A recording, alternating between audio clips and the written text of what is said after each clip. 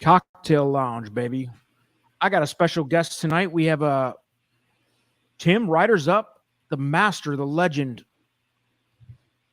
This guy owns Stable Duel and a good capper at Woodbine as well as we've seen here. But Tim, welcome aboard. How you doing tonight? Thanks. I'm doing great. But I just have to say right off the bat that before you go throwing out all those Stable Duel accolades, you've been killing it pretty much yourself lately. Had a first place finish I saw. So you've been doing great, man. Yeah, I've had a good week, good couple weeks actually. So yeah, I got a spot in that $1,000 winner take all game for free. To kick in for Assiniboia Downs. That was cool. Can't wait for that one. Planning on winning that one, hopefully. There you go. But we are capping Woodbine tonight, and we are picking it up with race 4, and I believe there's 8 races tonight. So, and we were a few minutes late. Thank you, No Chalk, for noticing. We appreciate it. But yeah, we were a little late because Tim's having some internet struggles over there. So if he drops off, you'll just have to listen to me rant by myself, which will be less than great for you guys. But we'll hope that Tim can stay on here. But yeah, we have 5 races, Woodbine. And we have I've got a mutual fund going that we did pretty well at Saratoga so far. We're trying to close out a late pick 4 here. There's 1 race left there. And then I'm going to bring the mutual fund into the cocktail lounge to try to make some money for the boys. Let's do it. Let's see. Yeah, man, my guy Sully. Sully's another one. Sully, correct me if I'm wrong. Didn't you just pick up Stable Duel like a few weeks ago, I think? Go ahead and mention that in the chat if you got it. But Tim, I don't know how in depth did you cap Woodbine for tonight? Because I got a bunch of numbers. We ran it through our tools, and I'm fairly confident in what we've got here. But I'd like to hear your perspective on it too, starting with race 4. And I don't know, is there a late pick 5 here? Pick 4 starting in this race. It looks like I did go through the card. I tried to cap in depth a little bit. I got most of the races done. The last couple I did a little bit more of a quick cap. I still got some pretty good opinions. So far, I've had some great value plays in Stable Duel for the first couple of races, but the favorites that I picked haven't ran very much. But I've got some good opinions. Let's see how we do tonight. Yeah, I've got race 4 just to start it off. And yeah, you're right. It's a pick 4. I'm looking now. Let's see what we've got here. What the other options are. But yeah, it's race 5 we're picking up now. Is that right? It's race 4 or 5 coming up. I've got 4. Yeah, why is it? I got it. I fixed it. All right, cool. So right now, the favorite on the board is the 2 horse at 2-1, followed by the 4 at 5-2. I actually believe I had the 4 on top for my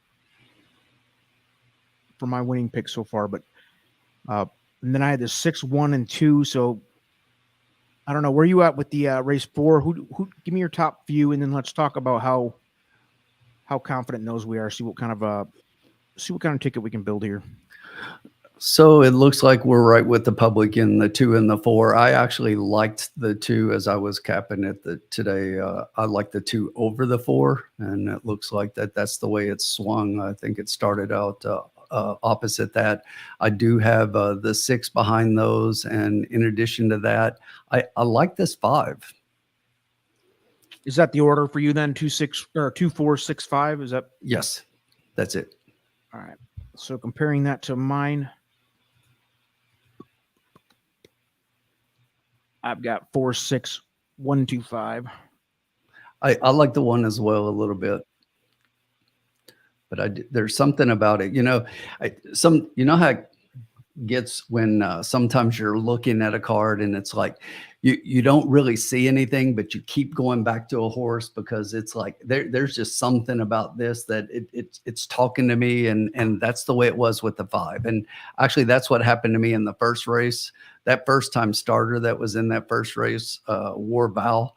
I loved that horse. I think it went off at something like 31-1 and ended up finishing second.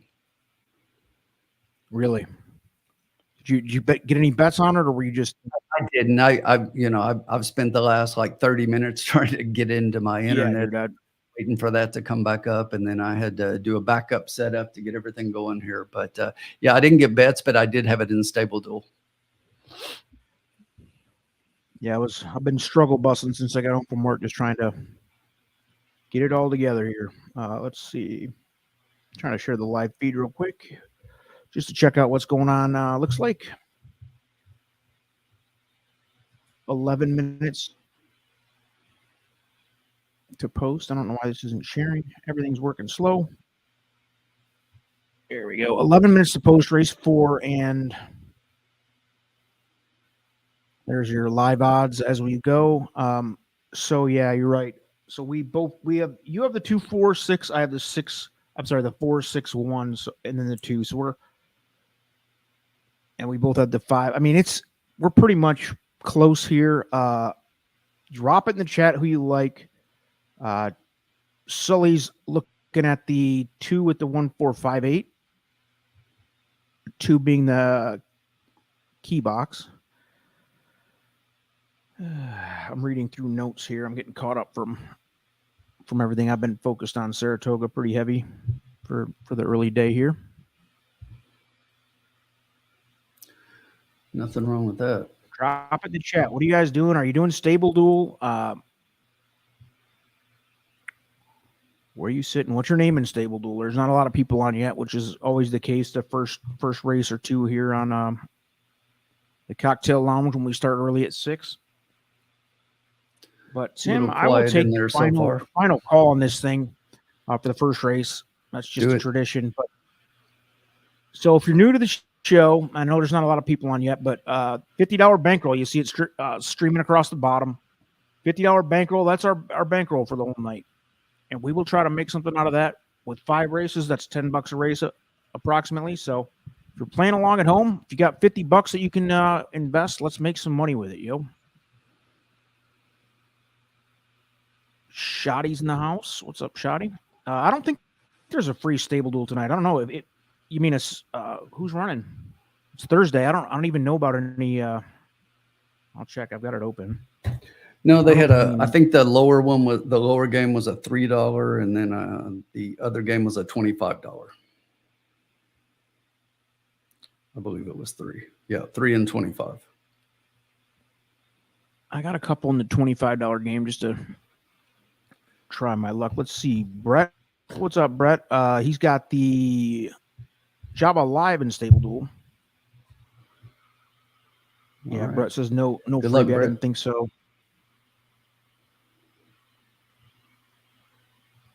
No Chalk asking if the 5 is a single in race 6. Let me take a look for you, dude. I guess he's trying to build a pick 4. A pick 4 here. I think so.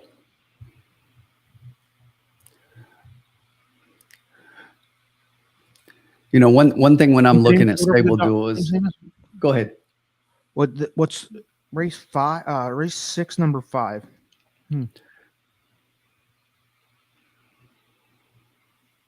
Wait a minute, I'm looking at something wrong.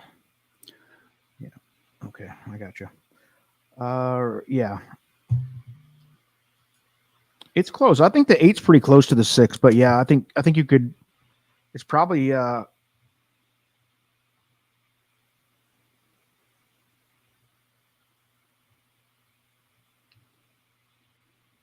we're talking Stormy Silence, right? Just to be clear. Correct. The 5 horse in race 6. Yeah, I think that's probably your best single of this sequence. Don't you, Tim? I agree. I do. And I was about to say, you know, when the way that I play Stable Duel, obviously you only get $50,000. So as you're looking and going through the entire card, and, you know, everybody would love to pick the horse that they really think is going to win each race. And that's not always possible. So what I try to do is, among the favorites, if I'm going to spend up for 3 to 4 favorites, it's like, which ones do I like the best? I rank this one number 1 tonight.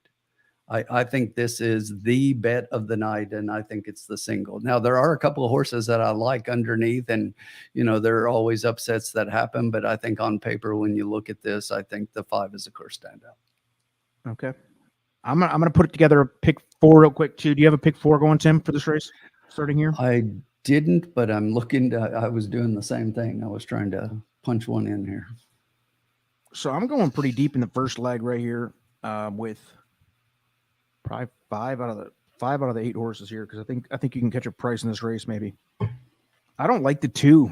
I don't like the 2 as much as you guys do. I think he's beatable. I don't disagree. He could win for sure, but how confident are you that you could? I mean, are you in the mindset that you could single him? Because I don't see it.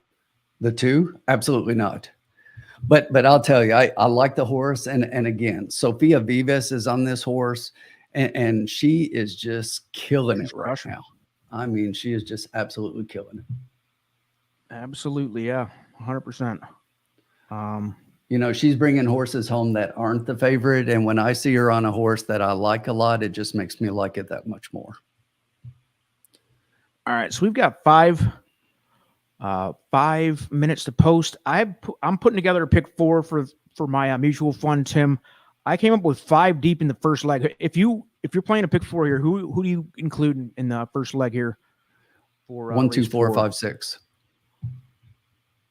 That's exactly what I have. Okay, race 5, I have 6, 8, 9, 10.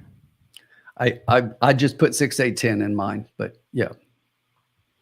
I'll leave the 9 just because I had it. And then the single with the 5 in race 6, like we talked about.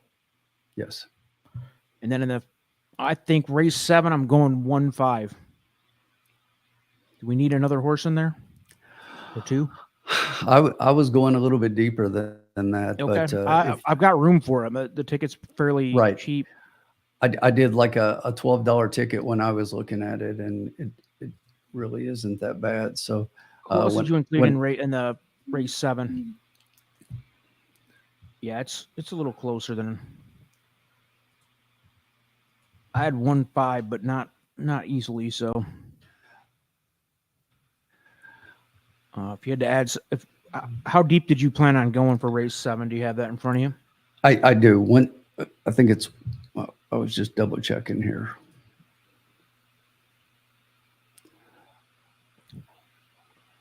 One, Post your 2, 4s if you got 1, what, 2. 1. No, I'm sorry. 1, 3, 5, 7.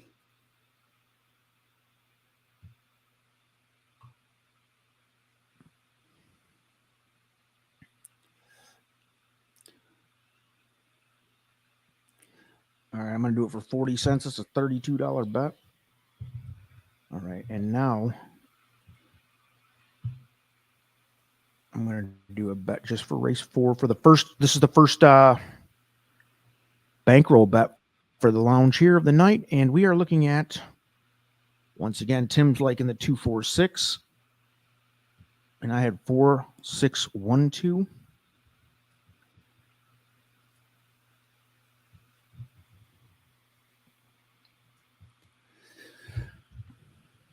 Good evening, Mike. Mike getting in a little earlier than normal. Hey, Mike, how you doing? I think I might just do a $2 exacta box with the 3 horses that we match up with best, which is 2, 4, 6. A little chalky, but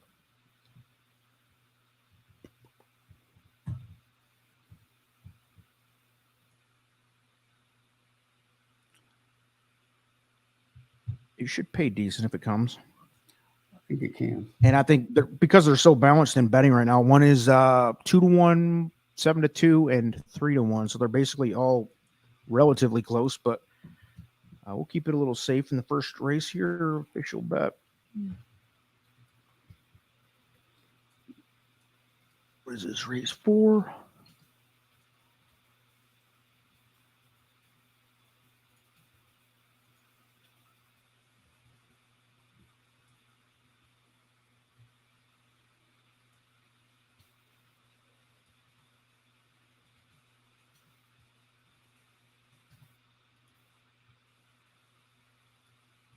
Once again, if you're just joining, we're playing Woodbine, and we have the first official bet of the night is going in here with a $12 bet. $2 exacta box, 246. Kind of a safety play. Not a whole lot of high end on it, but it should pay reasonable if it does hit. So good luck, everybody, if you're betting. And for the record, my pick 4 is I'll put that in there too, just for fun. Actually, I gotta watch this finale at Saratoga and see if we did anything. I can't share the screen, unfortunately, but right. Exactly. You know how that damn Naira is paying pretty well. The lowest exacta right now is at 2.6 at 21.20 for $2. It's not bad.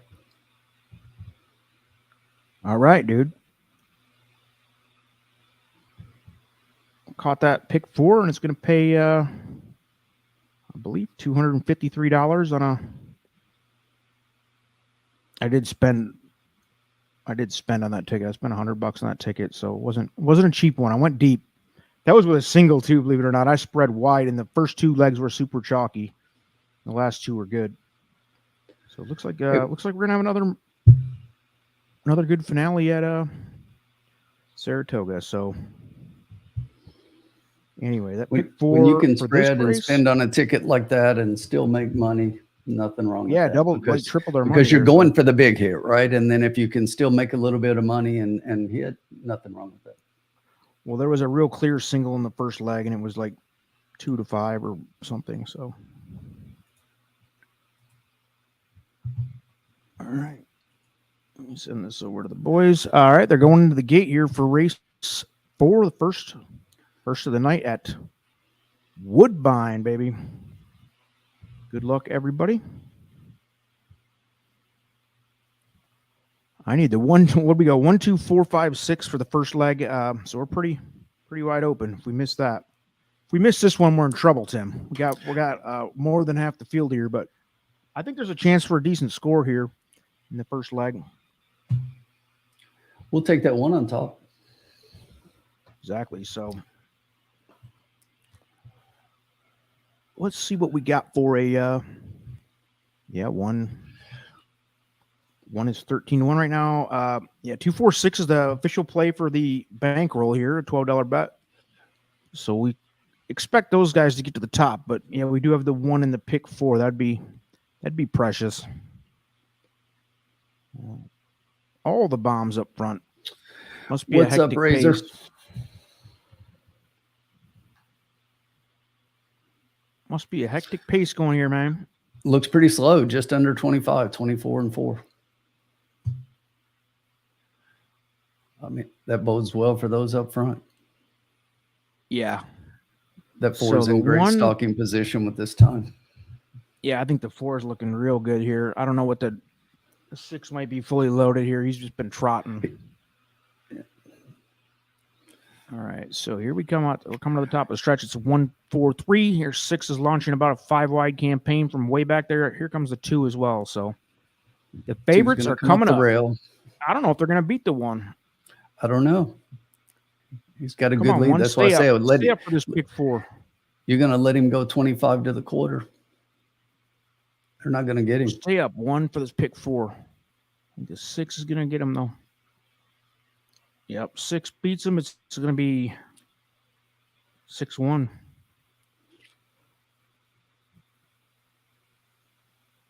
I didn't see who got third. Did you? 6-1-2. 3-1. That's not the worst case scenario there for the pick 4. Could have been worse. At least it wasn't the chalkiest. Hey, Razor. Tomorrow. What time's Del Mar start tomorrow? I think I'm working from home, so I can probably pull it off in the afternoon. I'm assuming they start around 5 or something tomorrow afternoon Eastern.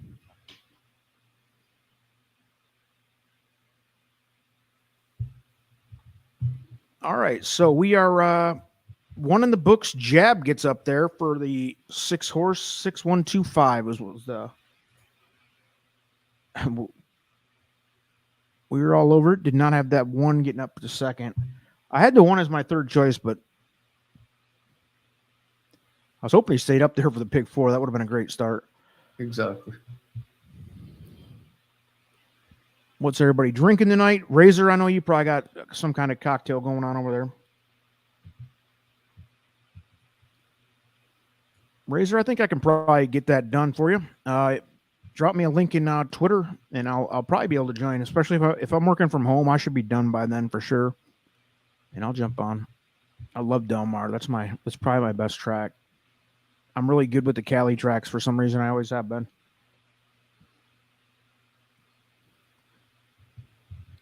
And let's see here. All right. Come on, folks. Start talking, baby. It's been quiet in the chat. There's not a lot of people on yet. We were late. We probably scared a bunch of people off. 3-1 over 13-1. That's not a bad exact. They're paying $76.80 for $2. Yeah. You love to see it. Yeah, it's not a horrible start for that pick 4. So let's see here. We got race 5 coming up. We have 4 races left. It's weird that they had the pick 4 with 5 races left. I always thought that was kind of weird, but it is.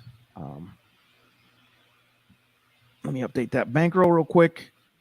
We got to talk about the Haskell, which has worked out to be a pretty damn impressive field compared to what, he usually is. And I love it because I keep seeing everybody on social media. Everybody is just convinced of whatever they believe in, and everybody else is an idiot, according to them, if you just read it.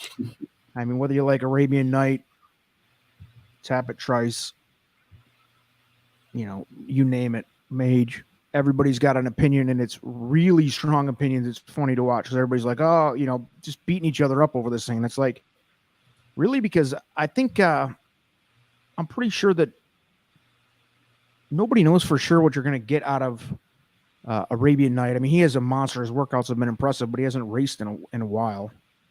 Can't remember, was it March or something? At one point, Arabian Night, I thought he was the best horse of the crop for sure, but I think he's got as good a shot as anybody to win the Haskell. But then you got a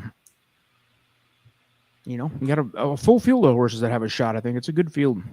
Pretty impressive for the Haskell's usually like 5 horses, it feels like, the last few years. We be playing that? We be playing Monmouth this weekend or Toga or what? I think I'm going to play Monmouth.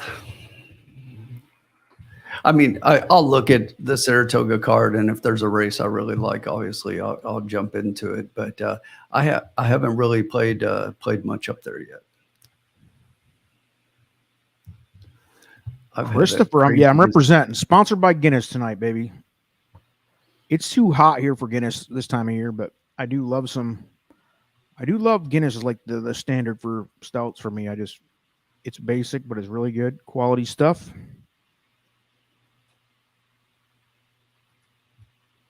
Shoddy coming in hard with the Nickelback stuff. I thought you were joking because you can't actually like Nickelback as a band. They're so terrible. I mean, just the worst band in American history. I'll get into it if you need me to. If you really want to hear why Nickelback is the worst band in America, I'll go on a diatribe for an hour over it. From somebody who's been playing music their whole life, I can kind of explain it to you. You'll probably think I'm an a-hole, but it is what it is.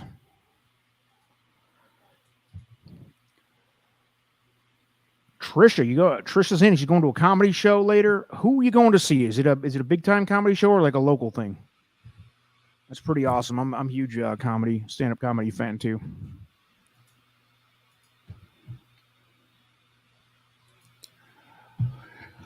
So you got any strong opinions for the weekend so far there, Umber, or what?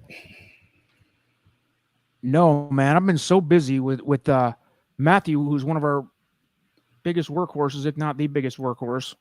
I do a lot of the background work, and Matt's always Matt's been our biggest content provider, and I'm just having to pick up that because he's been driving up to New York this week, and he's starting that new role with Naira. Congrats to him on that, but it's taking its toll on me this week to be doing about double what I usually do on a weekly basis. So we got help on the way though, but I haven't delved in enough yet, but I will. I think tomorrow Same. should be a fairly calm day for me, so I'll catch up. So Trish is going to see Sebastian Maniscalco, who is one of the best, definitely one of the best out there right now. If you haven't checked out Sebastian Maniscalco on Netflix, that dude is great. And I haven't seen him live, but I heard he's awesome live. He's a monster, hilarious. So you say you got help on the way there, Umbre. You got anything you can share, or are you guys holding off right now? I've got, well, you've seen some videos from Jessica and Mike, right? Of course, guy Mike. We've got one other person. I can't really say because it's not locked in yet, but I'm hoping. Sure. And if you're open to it, Tim, maybe we can get you involved too. I mean, I like to put out weekly shows. Like it'd be nice to have a weekly show every day of the week with different opinions and formats. So, I mean, we can talk offline and talk about it. I'm open to anything. The Matt thing kind of came out of the blue. I had talked about it with Matt when we went to Gulfstream together for the Florida Derby. Kind of knew he was angling for something like that eventually, and he's good enough to do it. So I knew it was going to happen eventually.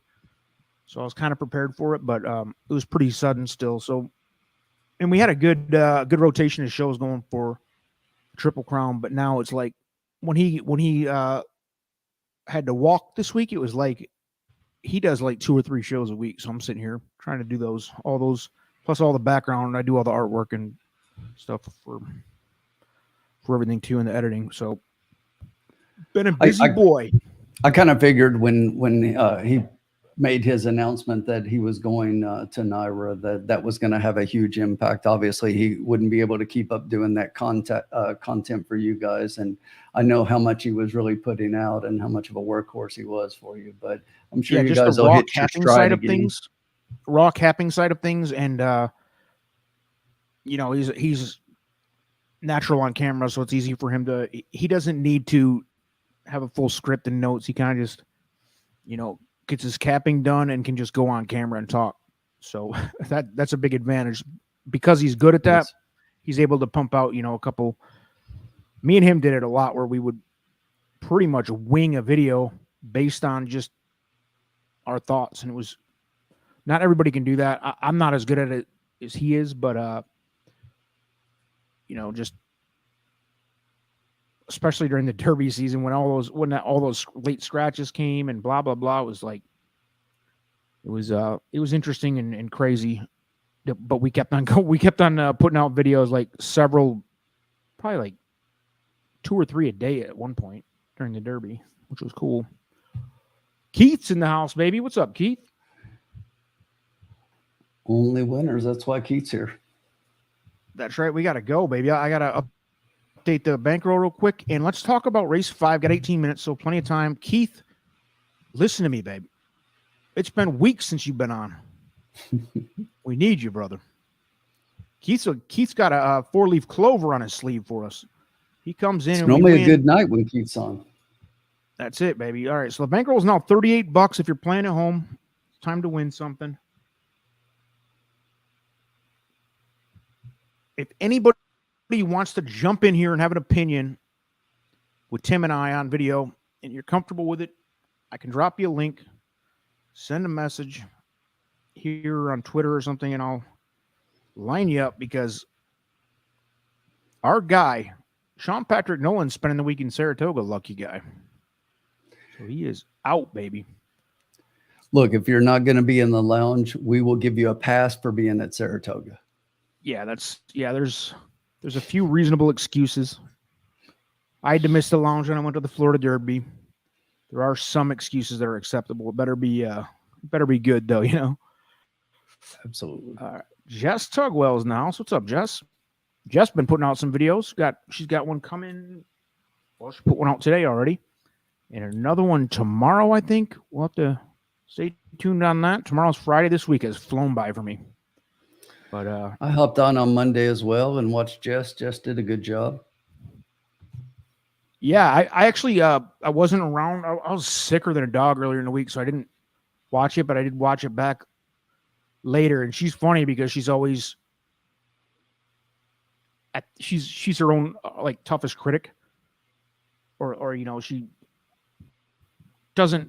not necessarily confident on being live, and I'm like, you're good though. She's better than she thinks. That's what I keep telling her. So if you're listening, Jessica, you did great. I watched the first like 20 minutes. I know you guys were on there for like 3 hours, but she did it out. And if you were talking about Matt and how he's a natural and being able to just speak and not having a script. But Jess, for her first time doing it, it's her knowledge and the things that she was talking about always, having the pedigree angle that she always has and being able to drop that knowledge in each race. I saw several comments in the chat that night that everybody was very appreciative and people were saying they were learning something. So that's what it's all about. Oh yeah, dude. Her knowledge. That's the thing. Her knowledge base in the industry is way different than most of ours. Like, I'm a big numbers dork. I love the puzzle, to use the word from her pedigree puzzle name. My puzzle is always trying to put, 20 different factors of a racehorse into a tool and spit out a result. Because that's what I do for a living, and just trying to make sense of unraveling 20 different, data points and making it make sense to one single number at the end, kind of the Moneyball theory. And she brings a knowledge that's completely different than I have. I'm an idiot with pedigree. I mean, I know about as little as you can about it. Horse's sire, if it's a big, like a tap at sire or a, you name it, you name your top 5 or 6 sires out there. Everybody knows that much, but that's about it for me. Other than that, I mean, I can BS my way through a conversation a little bit, but I really don't know anything. So drop your race 5 comments in. I've got my top 4. Tim's going to have the final call on this one. I actually went 4 deep in the pick 4 here. And I can tell you, you want me to give you my top 4 or something? Or how do you want to do this? Sure. I'd like to hear what you've got, and we'll look at what everybody else is saying in the chat. I've already got some thoughts on the race, and then I'll take all that and put it together, and we'll spit a number out on the other side. So straight by the numbers, I have 6 and 8, very close for the top. And then a bit of a gap to the 9. And then a bit of a gap from there to the 10. So 6, 8, 9, 10 in that order. And after that, I don't really like any of the other horses to put money on. I mean, I guess if you want to... No, I'm not even going to go further than that. 6, 8, 9, 10 is what I have. And I see that just matched up wildly to what Brett just posted. He put 6, 8, 9, 10. That's exactly where I'm going. That's where my pick 4 is. And Sully also has that same combo. He's got the 5 on top, or a 5 key box, though. So, yeah, we're all kind of thinking the same thing. Does that kind of line up with what you're thinking, Tim, or no? I like all those horses, but here's an angle for you. I kept going back to this 2. I looked at the 9, and if you look at the 9's races, that 9 can't beat the 2. If that 9 and the 2 have been in several races together, and the 2 beats the 9 every time. They've had like 3 or 4 races together, I think it was. But anyway, 21-1.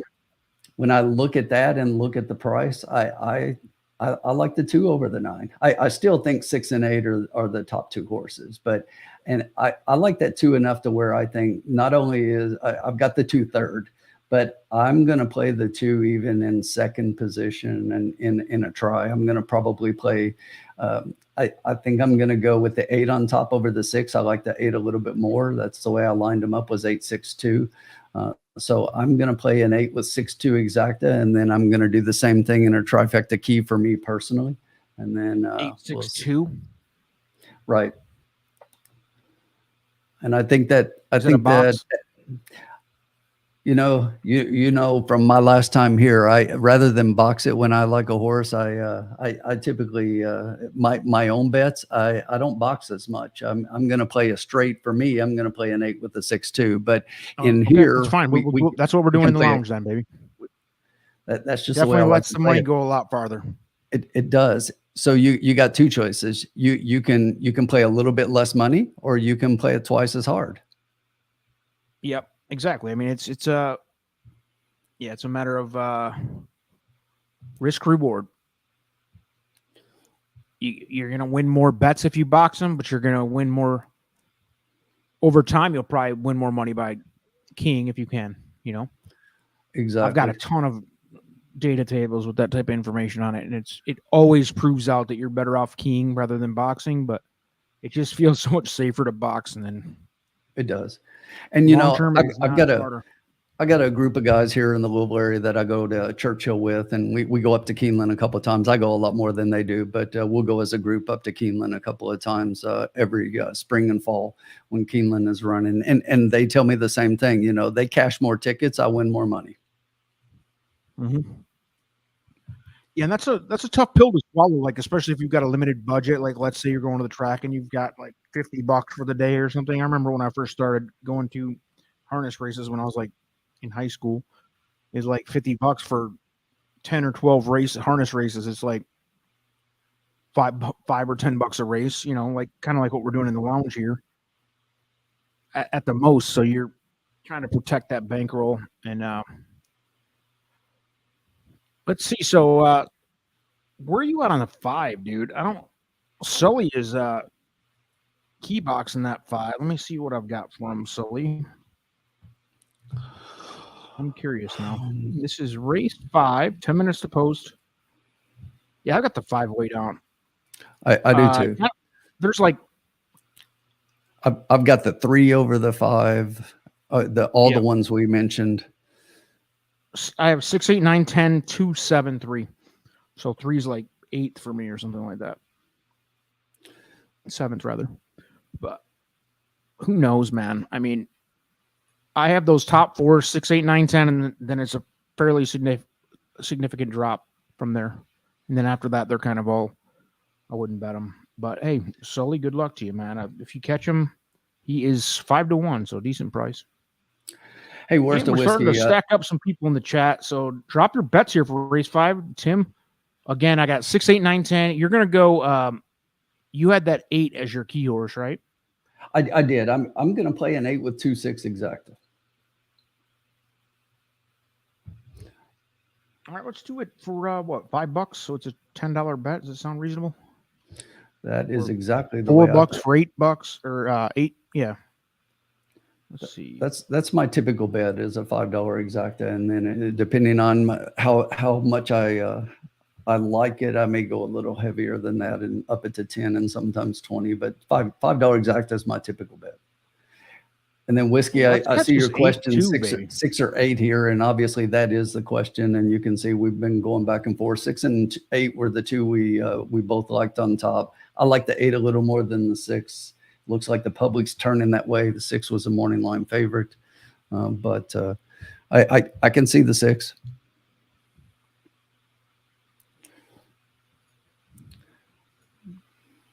All right.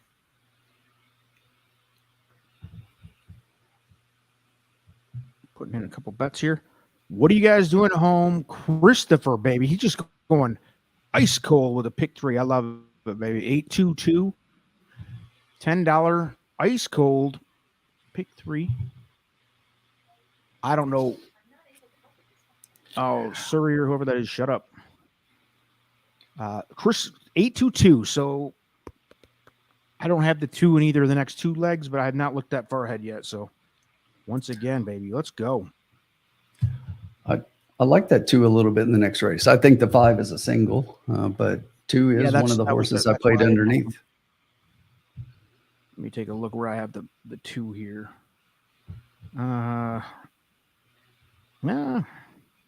Is it Sparkle Sammy? Is it this race 6 we're talking, yes. Right? Yes, Sparkle Sammy. I don't have them in there, but if you look at that last race, I went back and watched that last race. That the one morning line, baby.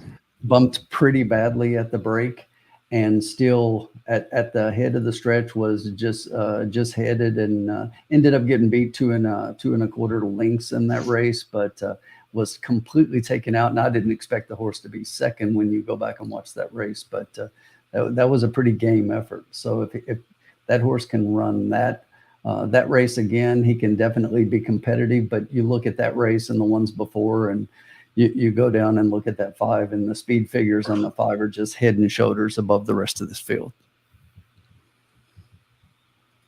All right, we have 6 minutes. Right now, the 8 is 2-1. Betting favorites. 6 horses the second choice at 7-2. 10 horses 9-2. Getting a little bit of a price on everybody else. That 9 and 5, which are, I believe, the other horses that we've been talking about that people are interested in. Those are the next 2 choices. And then we got a few bombs. A 7, 3, 2, 1, and 4 are all bombs. Let's see. Worst of Whiskey. That is an amazing name. Worst of Whiskey just hit the double at Saratoga thanks to Paul Loduca. A legend, Paul Loduca. Congrats, man. Would you how did it pay out? I know that it was a 14-1 or something in the second to last leg because it saved my pick 4, made it profitable. So I know you hit pretty well with just based on that. And then the final leg was good. I think it was like a 9-1. So yeah, nice work if you hit that, man. Let's go here. Chris D'Souza, 879. Exacta box.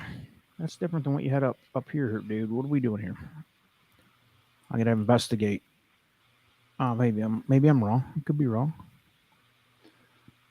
You know, these kinds of things always interest me when I'm looking at will pays and exacta probables, and I look at the board, and you know, the 8 has been bet down to the 2-1 favorite. The 6 is at 7-2. But when you look at the exactas, the lowest exacta is the 6-8, 24.20, and over the 8-6, the 8-6 is $31.20. Yeah, $2, 24.20 on the 6-8, and the 8-6 is 31.20. You love it when there's like 5 horses taking money because all the exactors pay pretty well then, you know? Well, I love it when things like this happen, and I like the horse that is now the favorite and the exacta, which is what I bet. I'm not betting him to win. So when I look at the exacta and see that one of the exactas I like is paying more than the other way around with the higher odds horse on top, gotta like that. Hell yeah. 4 minutes to post. We let's see. Let's get that official bet going here. We had a $5 exacta key. I'll just say exacta. I don't want to confuse anybody. That was the 8 with 2-6. Correct? Yes, sir. $10 total. We're going to catch this one. I got a feeling.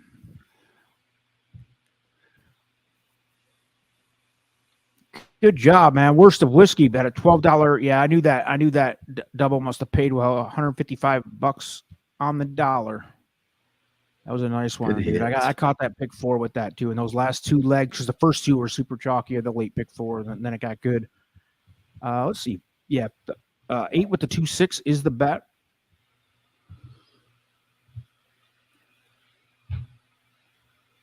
And I got people going all over me here in the DMs. Let's see here. We got 3 minutes. I'll go ahead and share it and see so you guys can see the live odds. Check it out. Here yeah, it's pretty stable with that 2-1 on the 8. Yeah, it's been pretty stable actually since they kind of got established. So the 8 is going to go off as the favorite, but like you said, the 6-8 was actually the lowest payout. You said, right? It still is. So somebody probably hammered that exacta, and that's what happens when they do that. But the 6-8 right now is paying $26.90, and the 8-6 is $33.20. So we'll take it, especially if we take it 2.5 times. Yeah, exactly.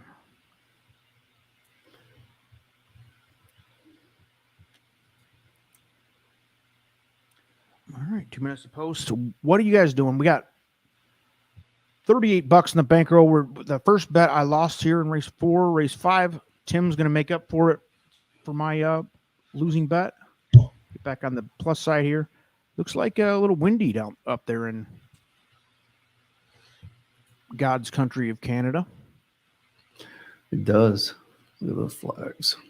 Did you play the stable duel contest, Tim? The $25 one? I did. That's actually what I was just checking. I was trying to look Yeah, at dude, I it. haven't looked in a while. I'm sitting sixth. I must not be doing too bad. You're sitting better than me. There's a missing race in there. Race Race 3 is three still has not been missing. scored yet. Wow, look Come at that on, race. Stable Duel. Come on, baby. Race 3, the 3 won that race and paid $85.30 to win. Wow. I'm guessing you didn't have them. Did I had not. 2 horses in that race. What'd you have in that race? I had the 1 and 5. One was third, 5 was second. So you got a second and third. I had the 6, right and that horse is not on the board. Yikes. I spent a lot of horses early though. I had I've already used 6 horses in 4 races, so Yeah, funny that winner in Stable Duel, no one had that horse in any of the games. Nobody had that did horse. as good as you could for that race then. Yeah, so with your second and third, that's as good as you could do. Yeah, I'll take it. Heck yeah. Tonight, sponsored by Blue Moon and Guinness. Thanks to the breweries across America. We are down to 0 minutes to post, but what's going on here? Is there a weather delay or something? That's what I'm wondering, because they're still in the paddock here. It says inner turf off now. Whoa, okay. They ran turf races earlier in the card. Keith, how many horses were in there? You said it was a short field. I didn't. Race 3, I guess he's talking about. I think there was only like 6 horses in there, wasn't it? In which one? Race 3 here for the Stable Duel contest. Yep, 6. There were 7 entered, and then 1 scratched. The number 2 scratched. Welcome aboard, Joe. That's a new name in the group. 5 cutting back, 5-8 box. Yeah, we're on the 8 as our top choice here for the public bet, and we did not put the 5 in, but you're not the only one saying good things about the 5, so good luck, Joe. And Marv also has the 5 involved, but Marv is going 10 with the 5, 6, 8, which is exactly my 4 horses that I had on top too. So I'm sorry, I had the 6, 8, 9, 10, not the I had the 9, not the 5, but close enough. People are on the 5, baby. Tim, we missed something on the 5 because we didn't like him, but everybody else did. I'm looking at it right now, and I'm still searching. Yeah, I didn't see it. I don't have it up live, but yeah, we're on a little bit of a delay here. I'm assuming some kind of weather. It looked windy for sure. I mean, there was no rain or anything. Although I got in that Delaware card earlier, and they ended up canceling the rest of their card and canceled the Stable Duel game. Oh, I hate that. Unless you're doing bad, then it's great. I wasn't doing great. I wasn't upset. Yeah, once in a while it works out for you, but it's bad if you get a great start, and it's happened to me both ways. So I guess over time it works out. Moot Point coming in. Lots of speed and signed up in the 6th. Yeah, we're hitting that next. We are singling that 5, so yeah, you do see a little weather rolling through Woodbine right now. I don't know if that's, it doesn't look that bad to be causing a delay here, but I don't know. Who knows? It might have a power outage or something.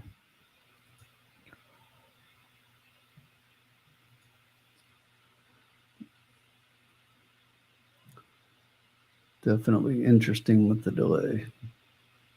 Still walking the paddock. We'll see here. We'll keep you posted. We got 40 people in now. Got a little bit of a crowd coming in. Thanks everybody for joining. Please subscribe, like the video, comment, tell us we're losers, whatever you want to do.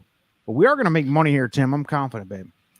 And doing good here. You know, I haven't seen a single person in the chat post what they're drinking. Is no one drinking tonight or what? Yeah, this come is on, the baby. cocktail lounge, people.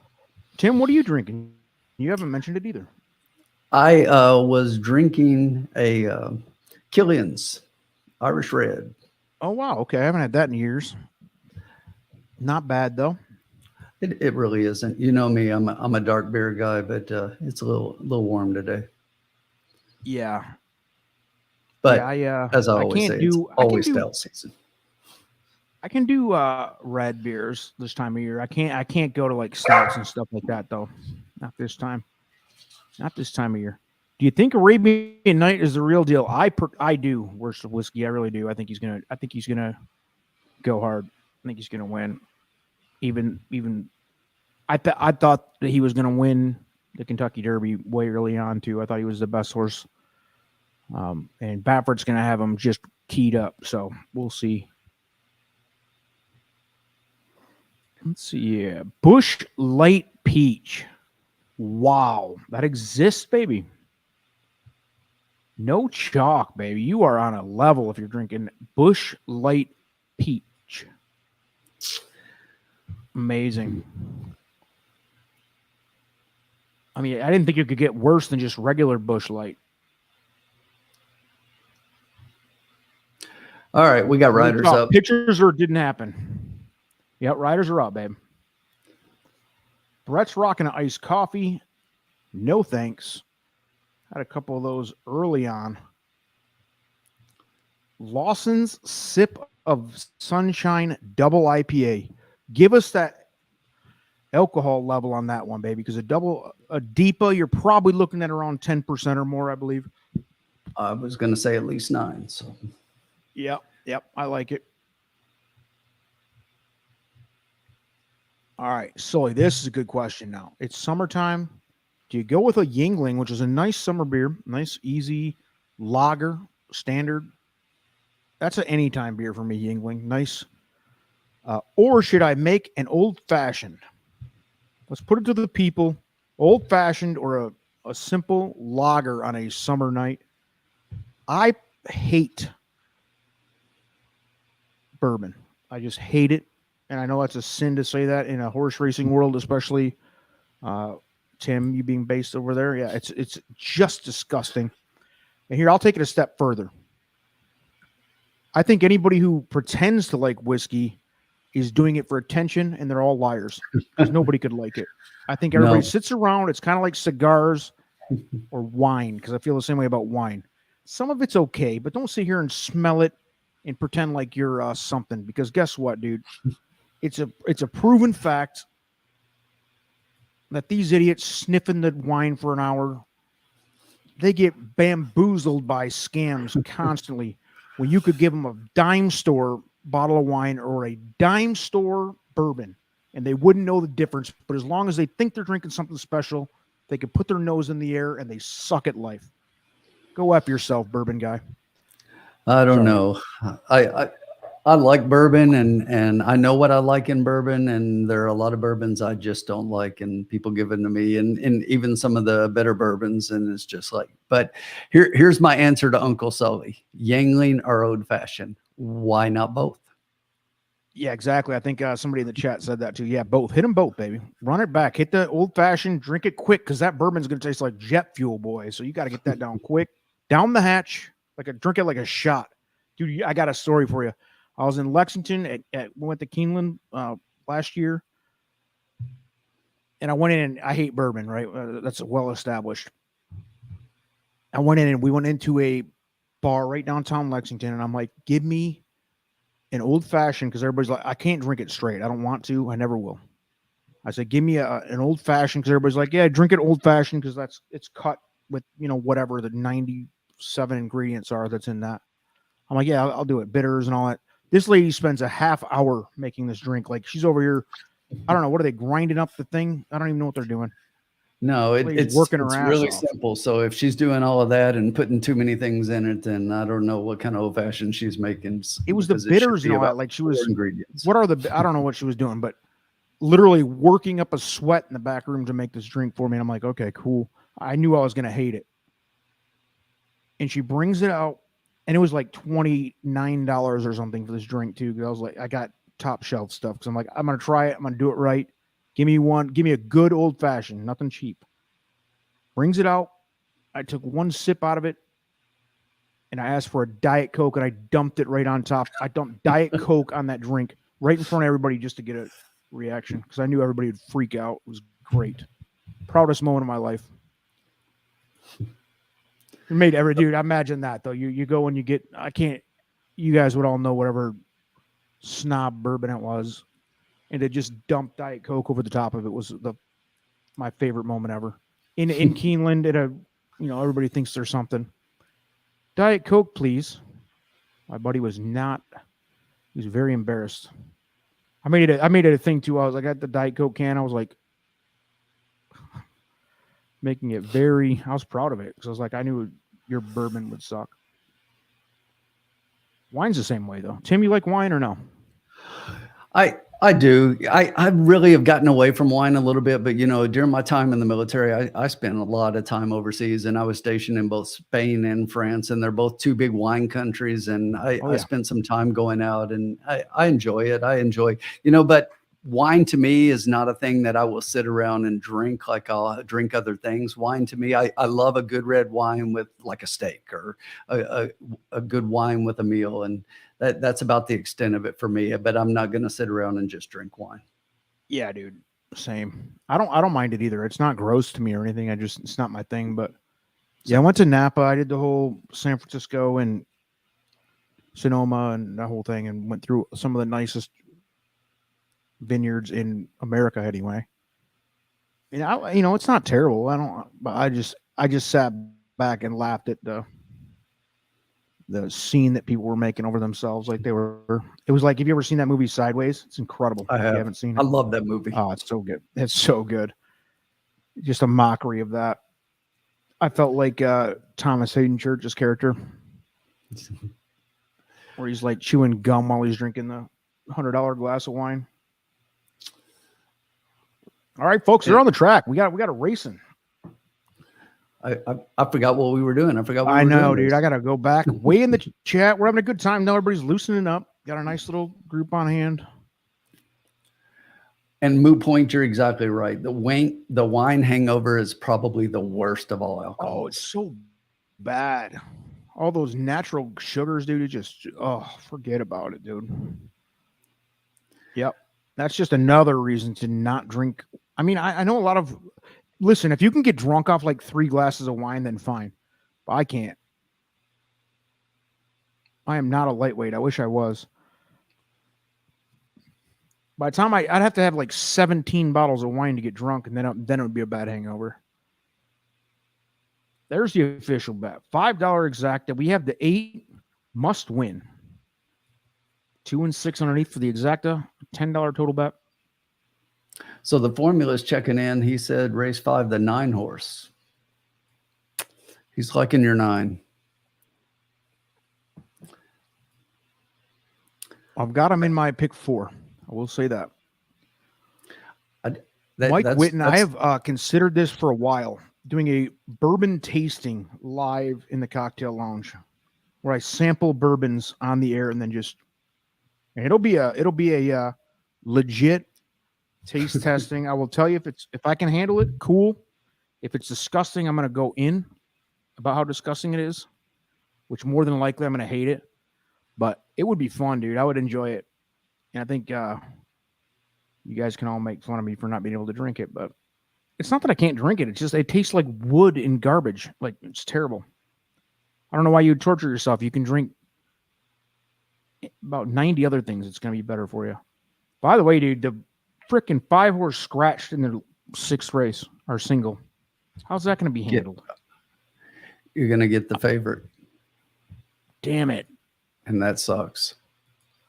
Yeah, that's because that was a wild card underneath it, I think.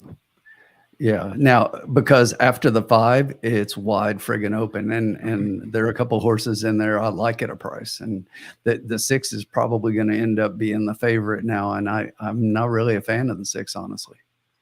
There was a couple scratches in race 6, the 1 and the 5. Damn, dude. Right. Change 1, 5, and 9 are out. Yikes. So now I got to force some stable duel moves, folks. Working in the background for the kids at home. Yeah, dude. Did it even rain hard? To Moot Point says a couple of raindrops. It didn't even look bad at all, dude. It didn't. I mean, they were showing the water, and the rain was barely hitting it. I'll tell you what. I'm looking at that 9 right now on the track.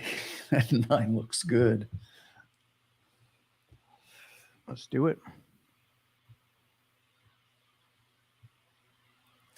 But I kept going back to that when I was looking at the PPs. I liked the 9. I would keep looking at the 9, and then I would go back and say, you know, this 9 is never beaten the 2.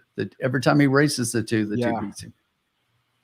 Yeah, that's crazy, man. I didn't even see that angle, but that's, dude, this is really boning me in the stable duel here. Unbelievable.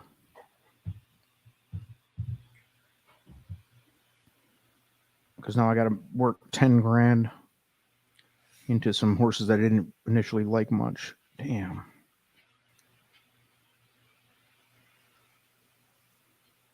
Do you have to rebuild stable duel at all because of this? Yes, I had the 5 in the next one as well, and that's why I'm kind of looking as well. Oh, it sucks. At least it was my horrible team that got screwed up. Well, my good team, I'm in second with one of my teams. Nice.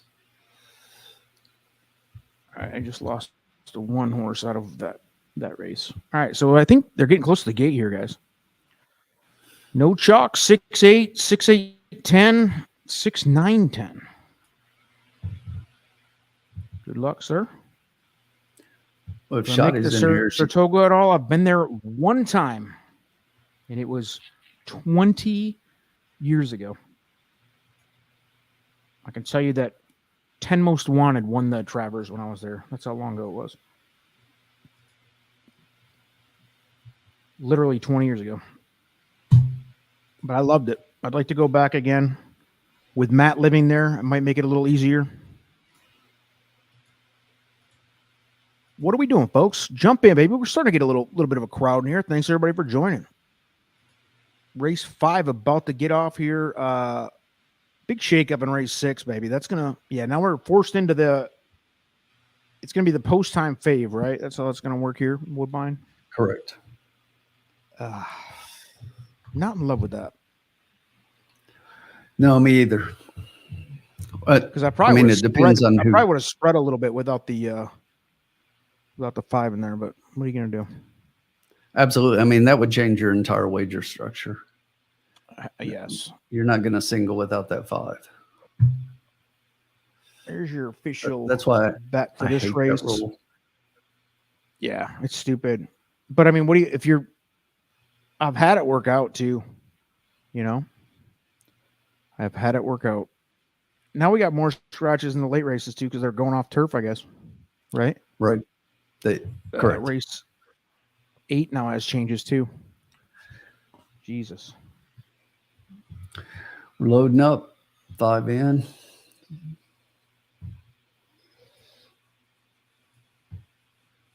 This is AIDS, man.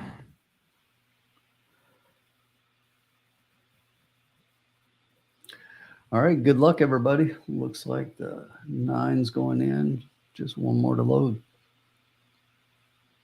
8 horse, 9-5 currently. 6 horse, 5-2. 2 horse, 24-1, Timbo. Let's get that 2 involved, baby. Up for second would be good. It's happening. It's happening. Yeah, 5 scratches. Yeah, no chalk. That's what we were just talking about. That kind of screwed up our whole plan here, but they're off. Here goes the 8. The fave. And by the way, that exacta payout flipped. Did it? Yeah. Late money's on the 8-6. Jammed up by this thing here. This sucks. Look at my 2 on the rail.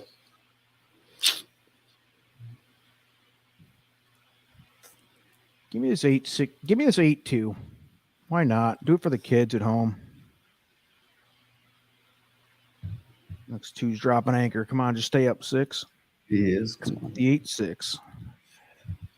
He's coming back. Look at him. Here he comes. Go on. 8's looking solid. Stay up 6. Who's coming on the outside of the 10? God damn. Come on, 6. Kick, boy. Hang on, 6. He's dying. Oh. It's going to be 8, 10, 6, 9. 8, 10, 6. I was right for once at Woodbine.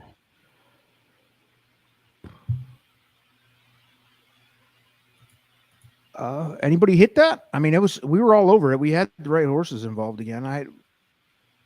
I liked your idea of going tight with that ticket, which is the 3. I did have the 6, 8, 9, 10 was my bet. I did hit the let's see.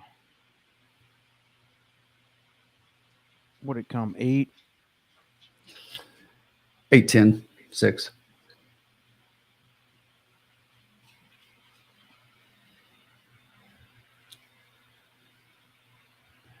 8, 10, 6, 9. I kept that chalky as hell pick 4 going now. And now I'll have the favorite in the next leg, which sucks again. Yeah, this I didn't go too deep, but that really is gonna suck. Who's gonna be the favorite now for race 6? What it means is we have to put a late pick 3 in, Tim. I mean, because our pick 4 is kind of worthless now. That's exactly what it means. It's really gonna mess that wager up, unless something crazy happens in the wagering, and somebody that's wasn't intended to be the favorite ends up now really going off as a favorite. And I'll tell you a horse I liked in here that I played underneath and I played in Stable Duelist. I really like this 8 Jill, 15-1 morning line. I really like that horse. Here's a question from Worst of Whiskey. So if you have the 5 and multiple other horses, if you have the favorite on your ticket, that will be a double ticket now. That'll be, if you bet it for 50 cents, it'll now be a $1 ticket on the favorite, the post-time favorite, which is a little bit confusing, but all the rest of your, like if you went 4 deep here, the rest of them will be normal, but I have no idea who's going to be the post-time favorite. So we'll explain that a little more as we see what's happening here, but this sucks. That did ruin the pick 4 situation. Because now we have chalk and we're backed into chalk. Locked into chalk. Yeah.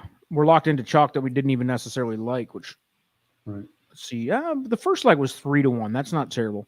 So 3-1, 8-5 chalk, and then I'm 4 deep in the last leg. I guess if we can catch a price in the last leg, still might make a little bit, but it doesn't look great. Forces like my hand into betting a late pick 3 is what it does. Exactly. I'm with you. Everybody got a piece of that. Looks like no chalk had the $2 try. Good job, dude. Brett had 8, 6, 9, 10. 8 with the 6, 9, 10. You could have supered that, boy. But yeah, I mean, good job. I don't know. It's gonna be a pretty chalky payout, but hopefully it is. I think you'll be all right to at least profit. Marv had it. 8, 10 Todd, what kind of drugs and drinking are you doing 2. tonight? What's that, Tim? Sorry. 8, 10. I was just saying the 8, 10 exacta. It was paying 20, 10 for $2.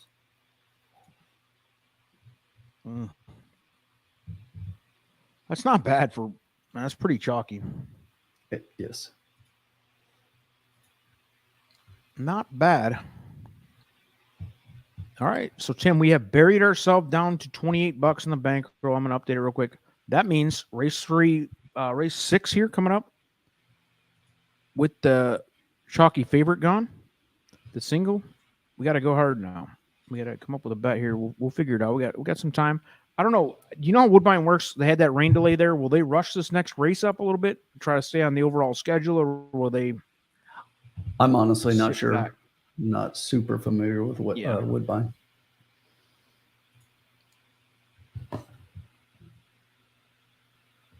All right. So,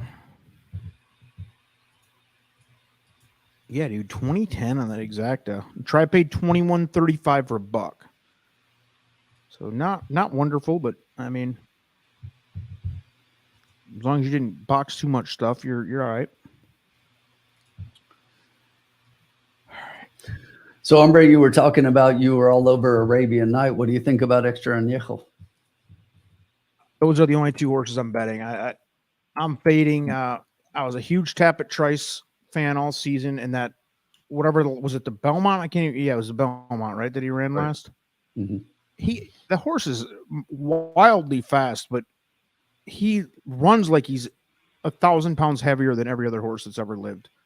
When he comes out of the gate, I mean, he gives away too much, and I can't get behind that, especially when you have some of these these California horses usually come out of the gate wildly fast, and I don't think a horse like Tapit Trice can beat him. And Mage was bad in the Preakness, and I just don't know what to make of that. I loved Mage before the Kentucky Derby. I had him as my top value pick for 16 to 1 or whatever, all that. Great job for Mage in the Kentucky Derby, but he was like flat as hell in the Preakness. I don't know what was the difference, but I mean, it's hard for me to justify liking Mage in that field when you got Arabian Night, who was going to be my top choice for the Derby before the issues. I don't know. Where are you at with those two? I like Extra Neho too. Extra Neho might actually be the favorite to me. I like both of those, but I'll tell you one I liked, and I love this horse on the Derby Trail, and then obviously everything happened, and he ended up getting dropped off, and I think his last GRR. prep. You got it. Hell yeah. I love Go Rocket Ride. He's very interesting, and you're going to get a reasonable price because he's going to be like the fourth choice probably. I mean, I think you're definitely going to get more money is going to go on Mage and Arabian Night for sure. And then Extra Neho and Go Rocket Ride are going to be wildly valuable, I think. I mean, you're looking at what, 4 or 5 to 1 probably? Maybe 6 to 1? I think it's an interesting race. That's what's great about it. For being race. the Haskell, I think it's one of the most interesting ones that, you know, if you look at the recent runnings, I think it's kind of wide open. And then Brett says Mage is working awesome. Yeah. I mean, I haven't followed Mage that closely, but I'm pretty sure they're not putting Mage out here to lose, you know? I like it. I like Mage. I don't know. I think Mage, that Preakness really was a letdown. I mean, sometimes I go back and compare it to a human being, dude. Sometimes we don't feel well and have an off day. It could be that, but that was such a different horse from Kentucky Derby to Preakness. It was crazy. Crazy. I'll tell you, I think the same thing. And here's the way that I typically play it from a horse perspective. When a horse runs that badly in a big race like that, he's going to have to come back and show me that he's back and doing something different before he gets any of my money. Yeah, exactly. I don't think I'll have any money bet on Mage, and I was a huge fan, dude. And I'm the same way, just like you with Tapit Trice. Yeah. Love Tapit Trice, not spending another dime on him, though. I mean, clearly I think he's got the biggest kick out of all of them in the crop, but it doesn't matter if you lug out of there like you're pulling a trailer. That's what he looks like. He's pulling a trailer. I mean, and we knew that going in. Me and Matt and Tom and Colin, everybody on our Trust the Profits team, we had lots of conversations. I was always a big advocate of Tapit Trice. He can't get out of the gate. I'm like, they're going to train that out of him. I thought he could get trained out of it, maybe. They couldn't fix it. So with that, it's hard to bet a horse that can't get out of the gate, man. Especially if you got a horse like Arabian Night who doesn't have a flaw, really. I mean, he might just go and wire. That's what Baffert seems to get and thrive with, is horses that can wire.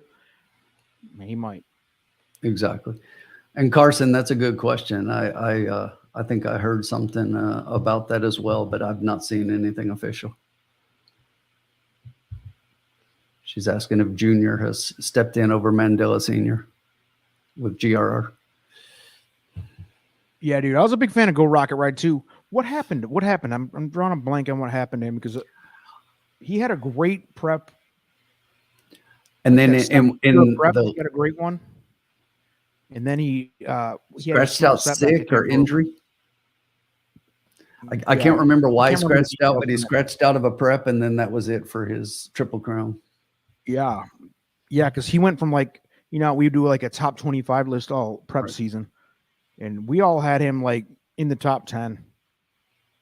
Probably about like 7 to 10. We all had him, and so we gave him a real shot there. And I don't know, he's back. This Haskell is the best Haskell I can remember in recent years for sure.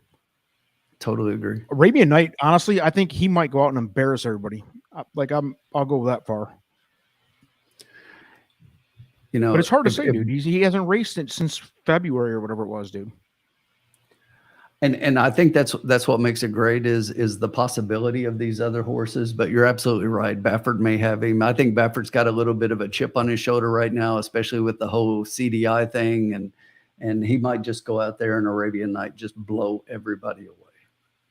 Yeah, dude. I wouldn't be surprised if he just laps the field. You know, I really wouldn't. But I hate rooting for Baffert, and you know, I don't know. It's hard. It's a tough one, but you can't get emotional when it comes to betting money, you know? No.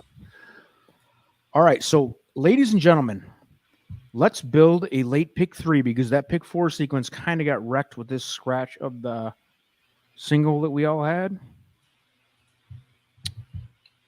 So, let's start talking about who you're including in horizontals for race 6. I initially had down 1-5, who are now both scratched, which is very interesting for race 6. Both of my top choices have scratched, which really wrecked my stable duel too. So that leaves me with 9. It leaves it wide open. 9's out too. Damn. So my top choice now becomes 3, followed by 8, 6, 4. Right. And I don't honestly see a big difference between those 4 horses, to be honest. Where are you at with this one now that you got the 3, in my opinion, the 3 best horses out? So I'm with you. I think 368 is the 3 that I'm looking at. I said earlier I played 8 underneath in stable duel because I thought the horse had a chance. But I will tell you that in my opinion, if they're off the turf and now going to synthetic, I think that makes the 3 a huge favorite over the 6. And I'm surprised that right now the 6 is taking more money than the 3 because I think the 3 is much better on synthetic. If you look at him, he's got an 11 for 14 record with 4 wins, 4 seconds, and 3/3 in 14 races on the synthetic. All right, so I'm looking at going 4 deep in this first leg. I know it's kind of ridiculous with only 6 horses. I might trim it up later, but let's look at race 7 real quick. Is there any additional scratches here in race 7? Because I had 1 and 5, and then a break to 6 and 3. Those are my 6 top is 4 out. there. I'm sorry, 1, 5, 2, 3. Are 1, 5, 2, 3 still in? Yes. And those are going to be chalky. How narrow do you think we can go in that one? I think that was a race where I think the 1 looks pretty clear cut to me. What do you feel on the 1 for race 7? I like the 1, but I like the 3 a little bit more. Race 7? Yes. Okay. And you know I'm a. How about 5 and 2? Were you at on them?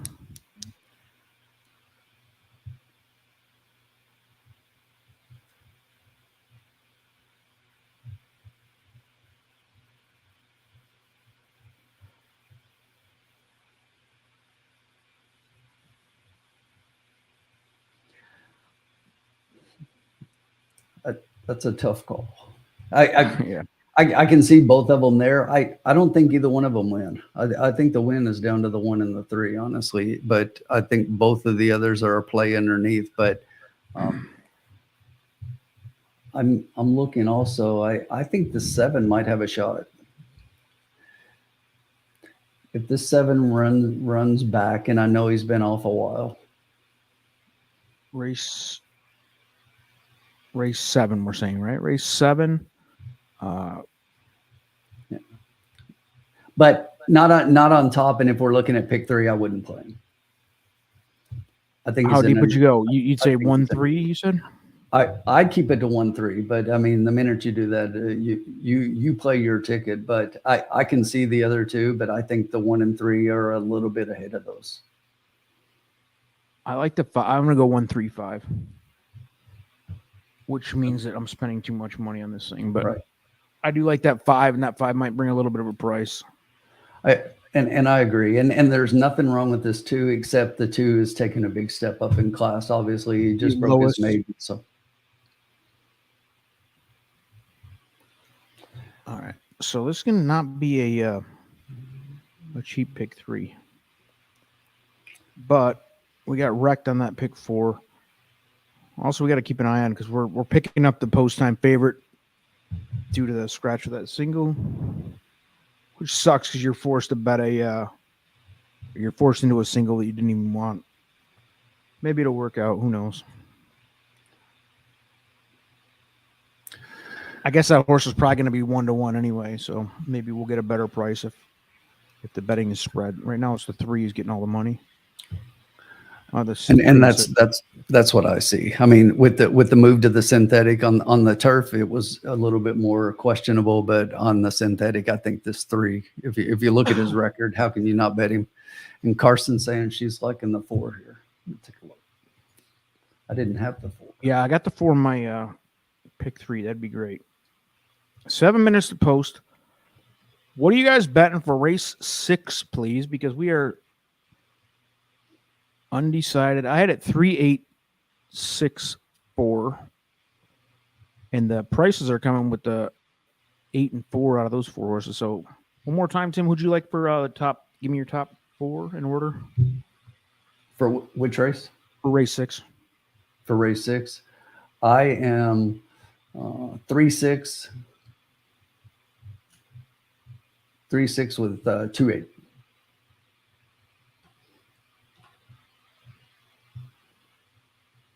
There you have it.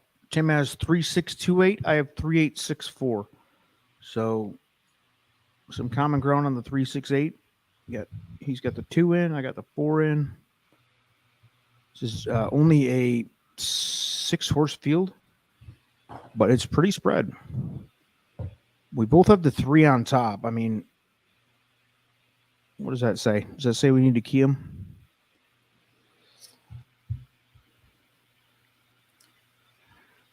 Let me take a look here. So if we put the 3, if we keyed the 3 on top of a, why can't I get probables on the, here we go. Even if you did a 3 all, I mean, 3-6 is going to be the only chalky exactor right now. The rest of them will pay pretty decent, you know. If you keyed the 3 on top and he wins. I'm not saying to do a 3 all. I'm just saying the exactors look pretty good. I'm with you, and I'll look at it, and you know what? The only thing I would do is, instead of like a 3 all, I would leave the 7 out personally. But the second you do that, the horse would run in. But that's just, I hate leaving just 1 out. Yeah. So 3. I was thinking we both had. No, we didn't. I had 3-8-6. You had 3-6-2.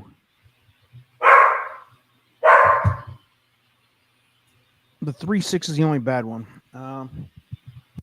If we did 3 with the 2-4-6-8, 3 keyed up, that'd be what, $4 per dollar? 2, 4. I mean, that's almost every horse. Can we drop any other horses here? It's a $4 exacta to go 3 with everybody except the 7, like you said.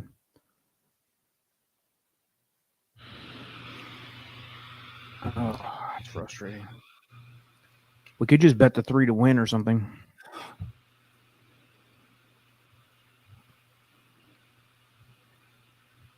Or just gamble and go 3.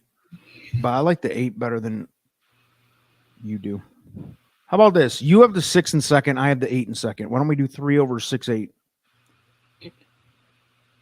I'm good with that. Same bet you just made in the last one, except, you know, a keyed horse over 2 per second. Damn, if this 2 comes, I'll be mad at myself. 3 over 6 and 8. I think that's the only way to make money here, though, to be honest. I think so. You got to keep it. You got to pick your poison and just go with it. I mean, you can't go into every race thinking, well, just bet them all, win a little. And even if it comes chalky as possible, 3-6, it's still going to triple our money. And if it comes, the 8's going to we'll win 6 times our money. So yeah, I like it. Let's do that. Let's look at our bankroll so we can decide. Maybe I'll just do a $4 version because I'm not super confident in this, but that would make it that would leave us with $20. So I'll do a $4 exacta.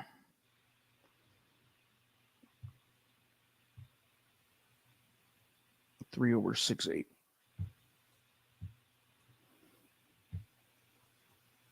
That'll be the official bet. So that'll be a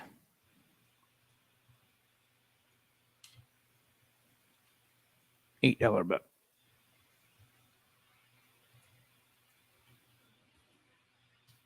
Need to catch one, Tim. We're over 2. Time to get time to get back into the positive here. Official bet. $4 exacta.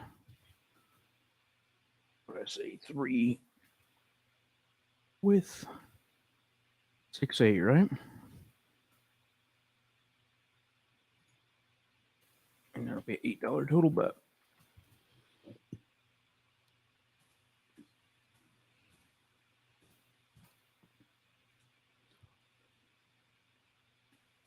There's the official 2 minutes to post. What are you guys betting? Somebody hammer something, man. It doesn't seem like anybody's hit a big one yet. We need somebody to hit a big one.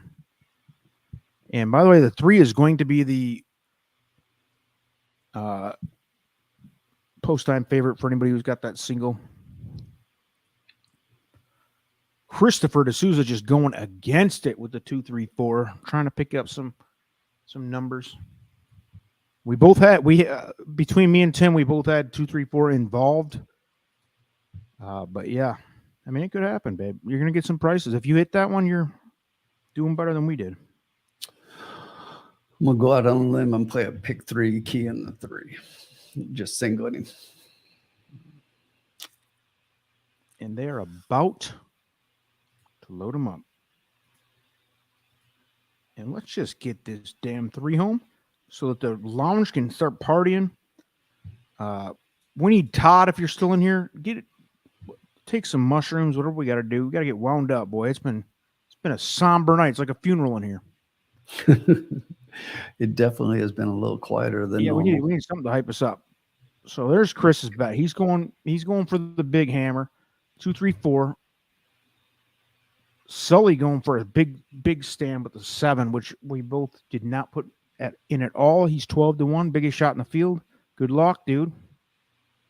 I like the key box. If you're gonna do that, at least key box him. So if he comes second with a shit horse, you're gonna get a nice exacta. Christopher with a pick 3. Man, that's thin. I like Christopher shooting for the moon though, with those really tight pick 3s. Greg likes the 8. Yeah, man.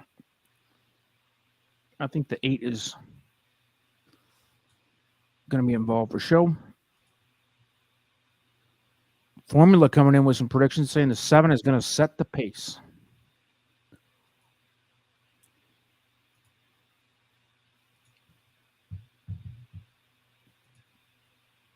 They're loading, babe. Good luck, everybody.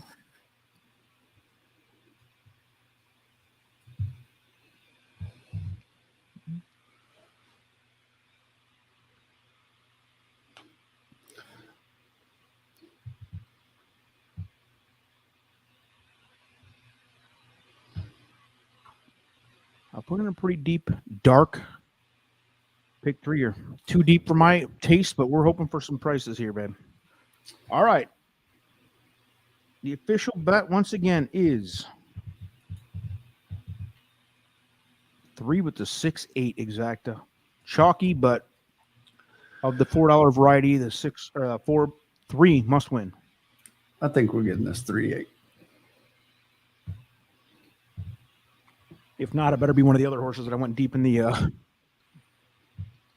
pick 3. 2 comes out of the gate hard.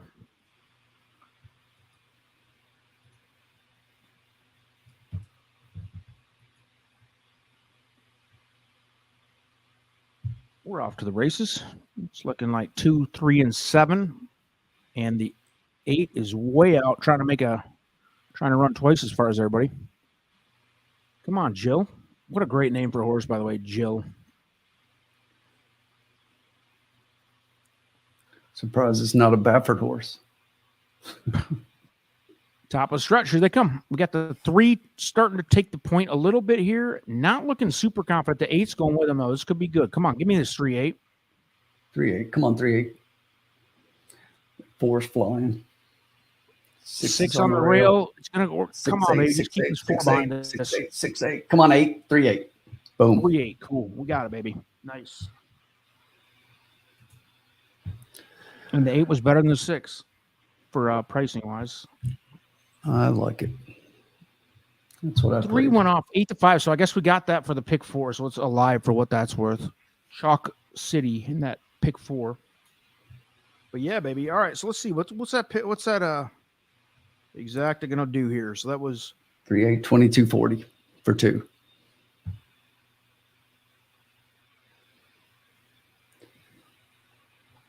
I played it 2.5.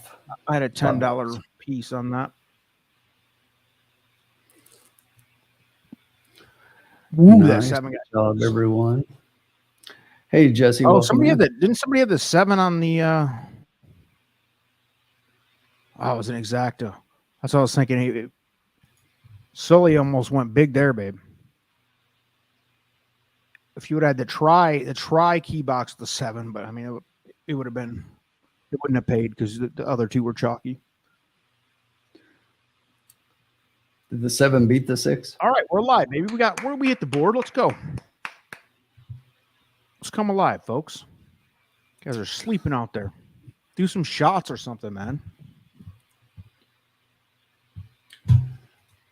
Tim's going to do a keg stand before the next race. Bourbon. I'm doing bourbon for you. Yeah, bourbon. He's got a bourbon barrel stand. All right, folks. Good deal. That should be a nice little payout for the boys in my mutual fund. We all chipped in $25 for $100 total, and we have turned that into some decent money now. Good deal. That's how you roll, babe. Saratoga was good to us today, and Woodbine is that just made it reasonable. That pick 4, dude, I went way too deep on that, but. And I singled a pick 3 there. I singled that 3 in a pick 3. Nice. I wish I would have. I didn't feel confident enough to do that. Hey, Jesse. Didn't even see you there. Been a couple weeks since we saw you in here, or maybe I wasn't here. I was on vacation, so good to see you again. Yeah, Sully's looking to do shots with Jesse. I'm going to step away real quick. I'll be right back. Sure. You better come back with a drink.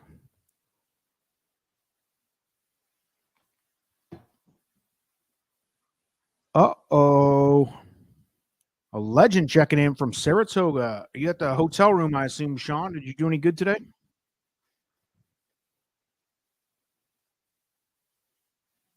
SPN Nation, baby. That late pick 4 saved me, Sean. We were up and down all day, and that was those last 2 races I had paid pretty well. So I had the late pick 4 pretty charged up. I don't know. It paid like 2 something for, and the first 2 legs were super chalky. So got a 14-1 and like a 9-1 or whatever it was. But Vinny Mofo Blonde in the house. What's up, Vinny? Vinny getting ready to go see Mickey Mouse, where I just came from.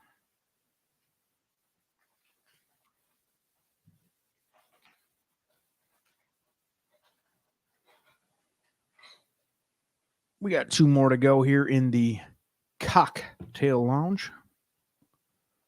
Woodbine, baby. We went 0 for 2 the first 2 races, but we just put together a nice little bet there, and that is going to pay out. Let's throw that official bet back up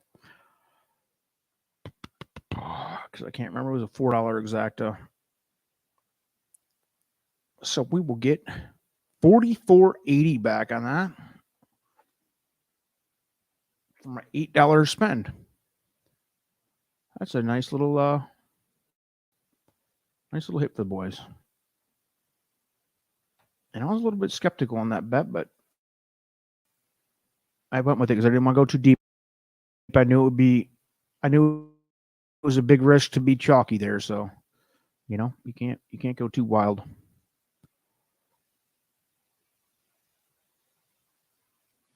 Let me figure out this bankroll. I'll update it.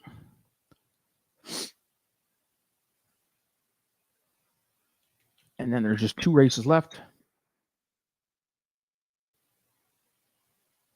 We got to make money here. I think this is definitely going to put us up for the evening now.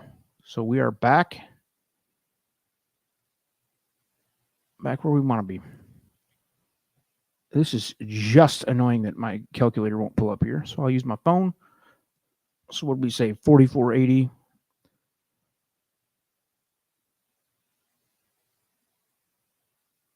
Minus the $8 spend, so 36. All right, baby. That puts us up for the evening in total. Let me update the bankroll. We only win in the lounge. That's what we do here. 64.80 now. So we have a bankroll is up $14.80. Nothing big. Let's take it. Let's elevate, babe. Let's elevate it because it is 2 races to go. And I got news for you. I feel like you can make some money in these last 2. I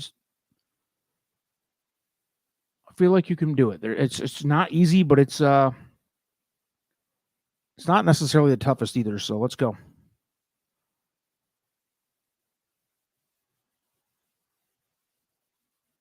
Terrible weather up there at the Vine. All right, Sean. I was wondering because they had a weather delay for, I don't know, a couple races back, and it looked like seriously sprinkling in a pond, and they delayed the races for like 10 minutes. But who knows? I highly doubt it was actually just sprinkling. All right, Tim, you're back. So now I can pull the replay down because nobody wants to see my face that big on the screen. Sean's reporting there's terrible weather up there at the Vine, so that's no good. Yeah. Well, hopefully they can close out tonight, baby. We need these last 2 races. Yes, we do. We're on a roll. Yep. So we one in a bankroll's row. Updated 64.80 now. Sweet. 1 in a row, but we made up for we were down $20 and now we're up $14. So easy come, easy go in this game. All right. Let's see where we're at here. Ombre, did you have a strong opinion in this next one? Let me take a look. I know let's see what I have in my pick 4. I think I'm 3 deep in my pick 4. No, I'm actually 4 deep, so I'm pretty sure the pick 3 I just played, I'm moving on to the next leg. Because I went 3 all. You got everybody in this one? I took them all. Smart for if you're able to single one. I went deeper in that first leg, which backfired because he was the chalkiest. And the crazy I have thing 1, is 3, 5. I played it for $1. I have 1, 3, 5 for my top 3 for race 7. I actually had 1, 5, 2, 3. You were hyping the 3, so I kind of, because the 2 and 3 were fairly close, I put the 3 above the 2. I will consider betting the 2 and some a vertical bet here though, but I don't have them in the horizontals. What did you have here? You have I know you said you had all for the horizontals, but what are we doing? Sounds like Sean did pretty well at Saratoga, by the way. Congrats, dude. Good luck for the rest of the week. I know you're there for the whole weekend, basically.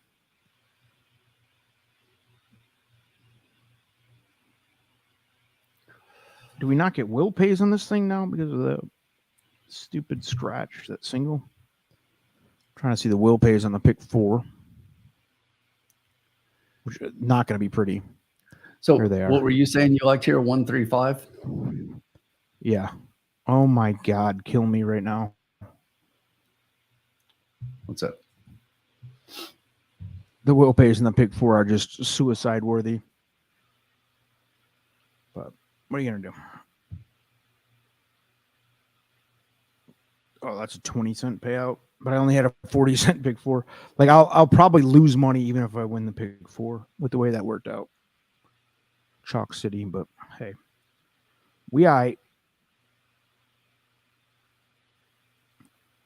I did just hit I had a $10 exacta in that last race, so that helps.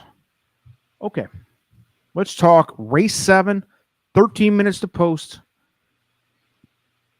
You going all bag here in the horizontals tells me this is at least a little bit wide open for you. Talk to me. Well, I mean, obviously, I do like this 3 on top. That was the one that I landed on when I was going through the race. I like the 5 quite a bit as well. I think the 1 has a chance, and then I look down here and I think the 7, is a possibility if he can overcome the layoff. His trainer doesn't have a great record, coming 180 plus days. He's 0 for 6. But when I look at it overall, I just think just about anybody can win. And obviously the 8's a stretch, but if I'm going to play all but 1, I'm going to play all, especially when I single one leg of the pick 3, and we'll hope the 8 does win. But I like the 3 the best on top. That's the one that I landed on. Well, right now, dude, for a pretty short field, 7 horses, there's not a real favorite yet. There's 5-2 is the favorite. The only bomb, like you said, is the 8, which, by the way, Sully trying to catch a piece of that 8. I don't see it, dude. I was going to ask you, Sully, could you name one thing about the 8? I'm not trying to be an asshole, but what is it? Is it just that because it's a short field and he's big odds? Is that it? Because I get that. But is there something you like about him, or is it just risk reward for the 20 plus to 1 odds in a short field? You can almost justify that anytime. All he has to do is get up, especially for like a try. But I don't see it. I think the 8 and the 4 are insta tosses to me. But the rest of them are live to me. The other 5. I'll tell you why I wouldn't toss the 4. Look at the jockey. Mm-hmm. That's she's because starting to get fat, dude. She's the Irad of Woodbine. It feels like, because, she's been pretty lights out. That 1 is a sweat hog, dude. Or is that just lighting? I can't tell. It's just lighting, I think. I thought that horse was wet with sweat. I was going to say, Greg said in the chat that the 1 looked good. I was going to say, if he's sweating like it looks like, I can't tell if that's just the lighting. It might be the lighting. But I was like, if he's all wetted up like that, dude, and that was my top pick, the 1. It's definitely the lighting. It's hitting them all. Yeah, because the 2 looks like good. I was going to say, they shouldn't even run the 1 if he's sweating like that before the thing. But yeah, I just think Sophia, and I mean, she's still an apprentice, and she's still carrying a 5-pound allowance, and it's just crazy. She's talented. Sophia Ortiz, that's what we're calling her from here on out. One of the Ortiz sisters. All right, now we can officially say that Cocktail Lounge has made it. We have made it to the big time. I'm assuming this is Josh congratulating me for still being alive. Thank you. Yeah, man. Hung out with Mickey Mouse for a week. I wish I was dead, but I lived through it. Good to see you check in, dude. We are betting Woodbine. We have 2 races left. We're up for the night slightly. We started with 50. We're at 64.80. let's make some more money. Yeah, it's your race this time, Tim. Unless I don't know, we got 2 left. We can keep going back and forth between you and I, or we can throw it to the chat if anybody has big confidence in something, because I don't know, dude. Like, let me pull up my chart of overall value in this race. I have it 1, 5, 2,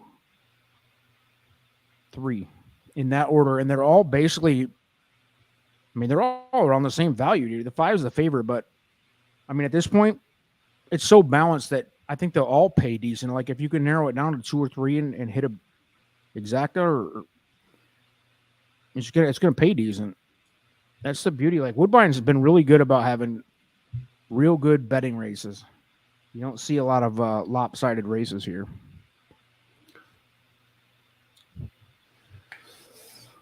Can you narrow it down, Tim, or is this race you just can't do that? I'm absolutely struggling. I'm sitting here deciding, going back and forth, trying to figure out what the bet is, and it's like it's really hard.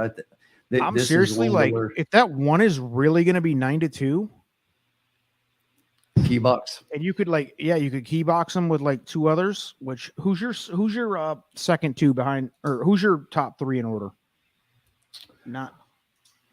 I know 3. you didn't have the 1 on top, right? Or did you? I didn't. I had him second. So I have 3, 1, 7.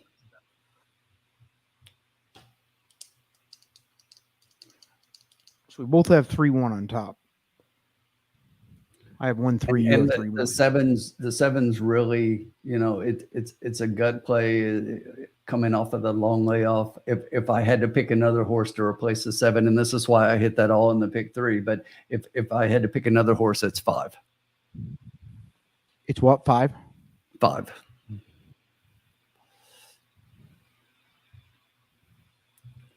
All right, I got to propose. Well, it's your race, but I'm checking to see what this would cost.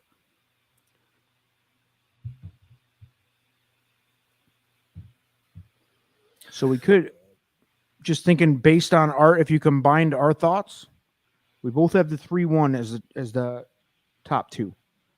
So I'm thinking like an exacta 1-3 over the 1-3-5-7. That's a $6 bet, but I mean, that's just, I'm trying to make our underneath horses work, because I do think the 1 or the 3 is. I mean, I like the 1 to win. My second choice is actually the 5, but I think, I mean, it's tough. I think the 5's getting hammered down with the betting because, like you said, it's been girl power here between Sophia and Emma Jane. They've been winning a lot of races, which has been noticed. So, what do you guys bet now here? $45. That is amazing, Christopher. How did you a $45? Not 50, not 40. 45. That must be like the rest of your account. That's all that can be. Hombre, unless something changes, I'm totally okay with your bet. Let's push with that one. I like it. 1-3 with the 1-3-5-7. Greg, a 1-7 straight, I'm guessing, and then Jesse is right there with a 1-7 exacta. Nobody's mentioned. Oh, she got a box in there. Sorry, I'm not very good with the emojis. I caught that after a 1-7 box. Not a bad bet either. Let's see. On the wrong lead, Josh checking in with a daily double finale. Yeah, it's not bad, dude. I'm pretty much with you. I don't see how you leave the 1 off here for the first leg, but I do like the 8 next leg. And I don't know. It depends. It's so hard to tell because literally look at this race. The 1, 2, 3, and 5 and 7 are all within like a point of each other as far as odds. It's pretty freaking amazingly balanced here. All right. And here's 1-5 exacta is paying $16.60. So somebody's put a lot of money on that exacta for the odds to be spread the way that they are. But which exacta was that, Tim? Sorry. 1-5. 1-5 is the lowest at $16.60 for 2. Wow. But everything else is paying pretty well. And again, I like the 3 on top, and the exactas are paying really well, but I can definitely see the one. That's my second horse. Well, I like that bet that I proposed. If you're good with it, the I'm good. 1-3 over the 1-3-5-7. Let's run it. All right, with 2 races left. How hard do we want to go? Because we have a $64 bankroll. Do you want to just do a I don't know, $2 is 12? We want to try to keep it because we can cheat code it and just leave with a winning bankroll by pussyfooting it around a little bit, or we can try to hit a home run. I'm good either way. Folks at home, I know everybody's got a little bit different. Me personally, the way I handle like a bankroll is when I'm up like this, I try not to increase because that's the most tempting thing to do. Right. Because you start increasing because you can. No, bet how you bet. Yeah, we'll do a $2. We'll do a $12 bet. How's that? A $2. I like it. But personally, I might go a little heavier. Just saying. That's exactly what I was saying to myself while I'm putting mine in. This exacta will pay fat as a pig if it comes right. So, for any of you guys in the chat, and I know there's at least a couple of you that are in my mutual fund right now, you'll be rooting for this one to come home too. Just saying. So the official bet is going to be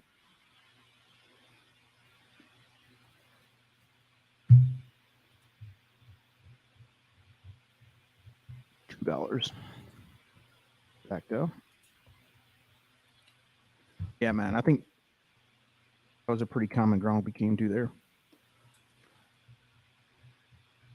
Interesting. All the selections on the screen. Just about everybody taking the 7. Yeah, really. I mean, I told you, I love the 7. It's just that layoff, and this trainer's normally not good with it. So let's beat him.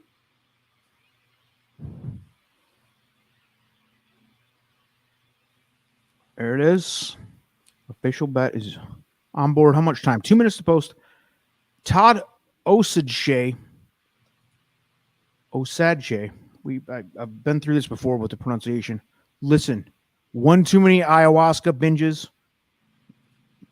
Purging of your body in an ayahuasca binge in Brazil. One too many times. The 2's not going to wreck my story here, baby. We need this to not happen because the 2 will take out all my bets. Okay, he likes the comment that said drew away when asked. I like our bet. Comments, sometimes I'll look at those. I'll be honest. I get caught up in a comment once in a while. So hey, if one in pops a way, off the screen at you, I'm going to root for this 8 a little bit as well for my pick 3. I have the 2. Honestly, I have the 2 as my third choice above the 3. If I'm being honest with you, but because you like the 3 a lot, I can make sense of it too. The 2 and 3 were very close for me. But how wide are you going to spread on these bets? If you spread wide enough, you're not going to make a penny. So 1 minute, baby. This is where the lounge gets hyped because we're about to make some money. I need the 1-3-5 for the late pick 3. So get that 2 out of there. Out of those 3, it looks like the 1 on top is going to be what I want based on the odds here. So I was hoping that 3 was sitting at 6-1 forever, and I was like, okay, I'm gonna drop a little win place bet on this guy because that 6-1 is definitely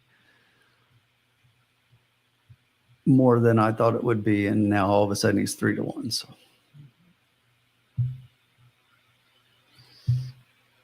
let's go. We have 0 minutes to post. We'll share the screen here. This is a 5.5 furlong. It's gonna be a quick hitter, boys and girls. Jesse, why are you secretly rooting for the 8? You have it an all bag somewhere in a horizontal or what? That's pretty wild. That's a 32-1 piece right now. If I lose, I hope the 8 gets there. But I will say this, dude. I got a little bit of a bet here on this exacta that we publicly played. I am a little bit larger than the lounge bet here, so we're going to be real excited if this one gets home. What did you have here in the? This was your all button for your pick 3, right? And that's why I said I'm secretly rooting for the 8. Yeah. I get that. But yeah, no, because I thought it was wide open, just like we saw. I looked at it and I was like, okay, Yeah, I'm going to the keep 8 the 3 over here. Let me see what I had on them. The 8 wasn't that bad. I like the 8 better than the 4, for what that's worth. But I mean, even the 7's getting bet pretty hard. I didn't see it on the 7 either. You know, he hasn't run since last year, so it's like 8 December last year. That's always a fun little mystery to try to unpack. And you look at the works, and there's nothing that jumps off the page at me, although he should be fit because he's got several works, and the works go back for a bit. So they've been working the horse on a regular basis. He's been working since March. Or she, should I say. Well, we've had a pretty nice crowd on hand. The first hour sucked with only about 20 or so people hanging out, but we got a nice little group here. What are you guys betting? Is anybody alive in the pick 4s, pick 3s? Let's go, dude.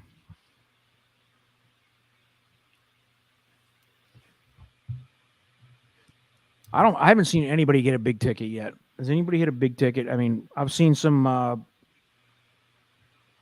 mildly successful ones. I mean, we just had a decent win with that last race, but nothing jumping off the page.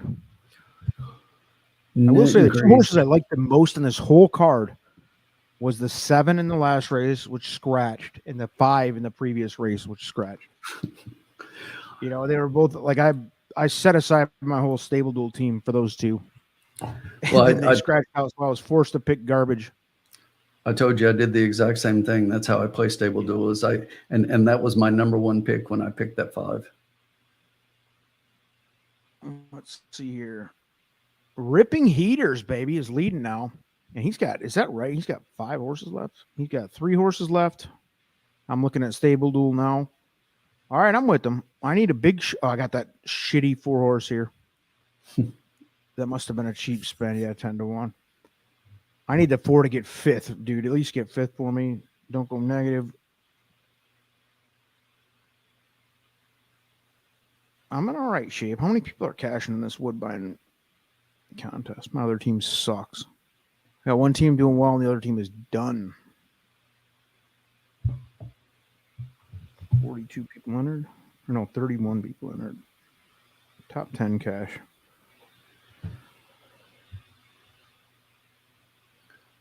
Wow, Marv, are you serious right now? That is a ballsy maneuver. 4 all. That 4 is 19-1, and easily the worst horse in this race. If Colin was saying that would lock him in to win. Have you been on Tim with Colin whenever he predicts a horse is going to be terrible, the horse wins every time. It's incredible. It is Sophia, but I don't like the horse. Yeah, that's about the only good thing I see about the horse. Well, there's a reason that the 4 and the 8 are bomb festivals, and the other 5 horses are all taking a lot of consideration.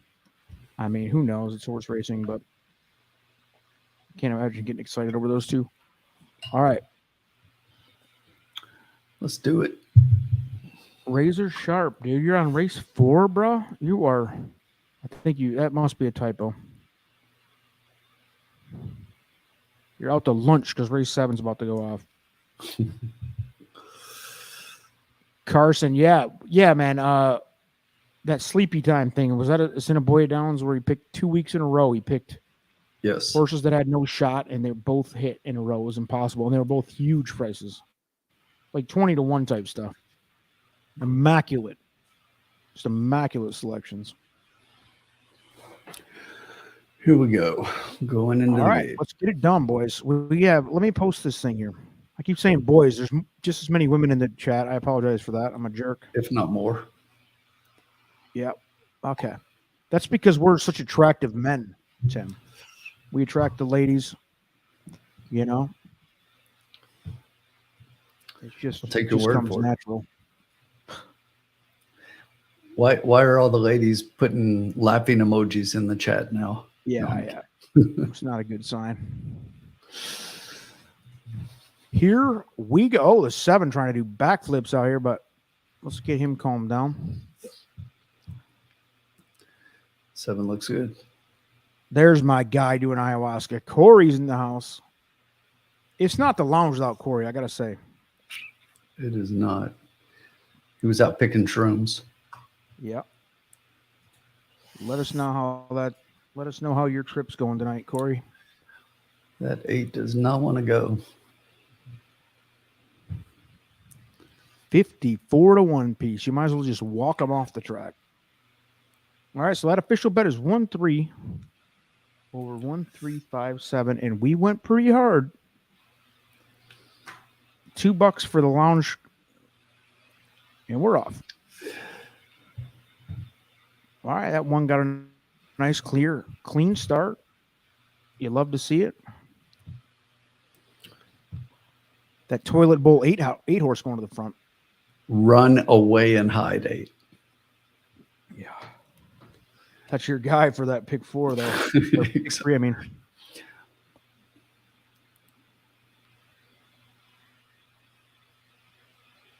All right. So the one on top would be good. Now we need that. Don't like that 2 on the rail. Yeah, dude. I don't like the 2. I don't like the way 2's looking here. No, I don't either. Why did 1 push up like that? Oh, that 1 carrying that 8 out, and he just lost the race, bro. He just lost the race. Thanks for coming. 3 don't have it in them either. No. 7's gonna maybe get there.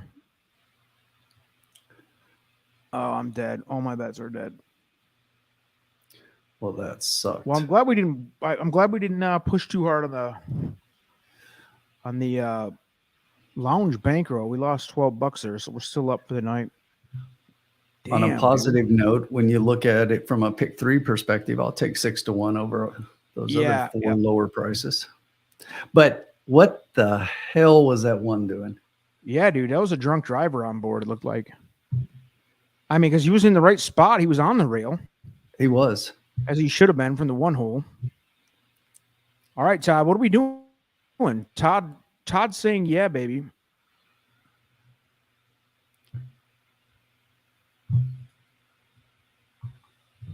What did it end up coming? Who got second? Was the 4 up for second? Wasn't it 2-7? 2-7-4. 4 got up for third. Yep, 2-7-4.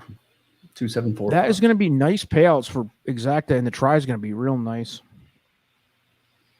Kill me. KK. All right, so you had the single in the first leg, and then you picked up a 6 to 1 there. So you're looking all right. I lost my pick 3 there and my pick 4. Damn it. That means we're going hard in the last race. Clean it up. We're gonna clean it up here. We're gonna clean it up and clean up. Ladies and gentlemen, Lois too. I had that horse was let me see where I had Lois.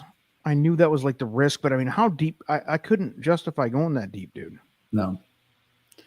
Because I think he was my third. That was the horse that I had him third, and you had the 3, and I was like, okay. I mean, it was kind of too close to call.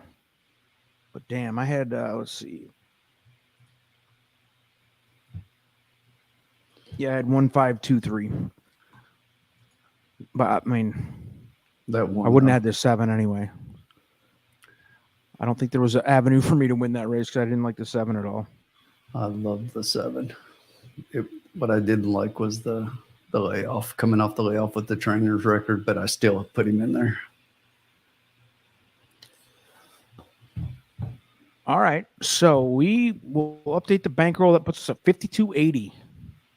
So you know what that means, folks. It's time to get uncomfortable because we are basically brushing even in the lounge after. Uh-oh, there's a dog that's not happy. We don't break even in the lounge. We only win.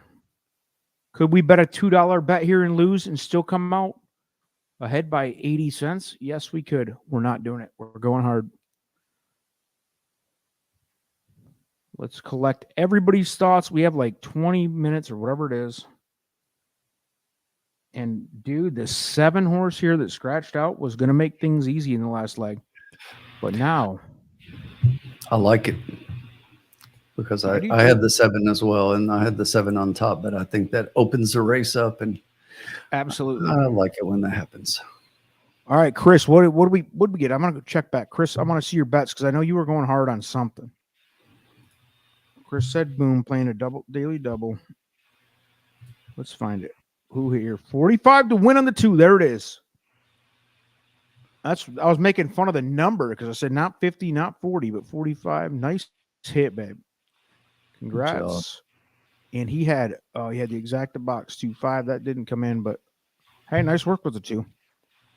Chris, did you do this one too? Out of curiosity, 2-2 ice cold, because that's living too with a 6-1 start. Living on the edge, boy. Love to see it. So that means you're looking for that deuce in the last leg here, huh? I'm with you. Surf and turf. I like surf and turf too here. I think I actually like the 2 the best, which isn't saying much.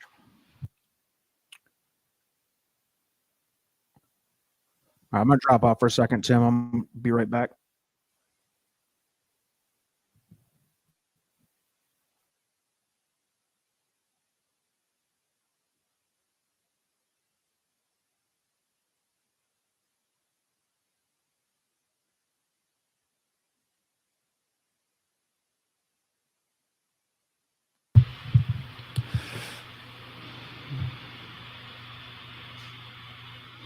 Carson, did you bet it?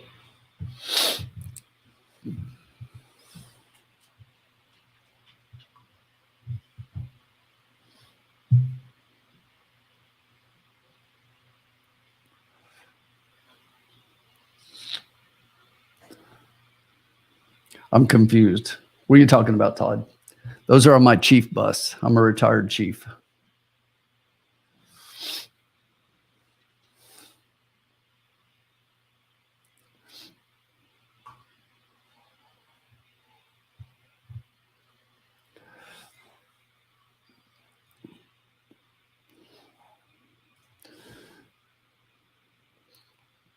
Ice cold 2-2.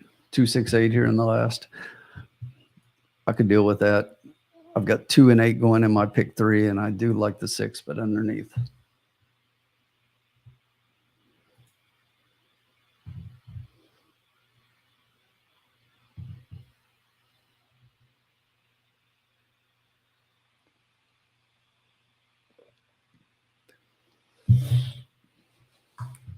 Carson, what track is next for you in your visits?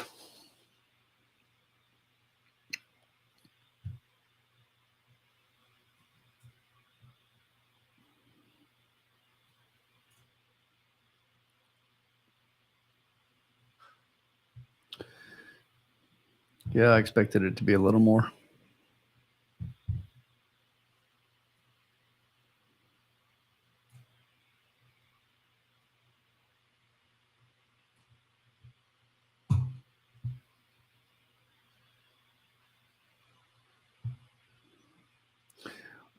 Ooh, that's no good.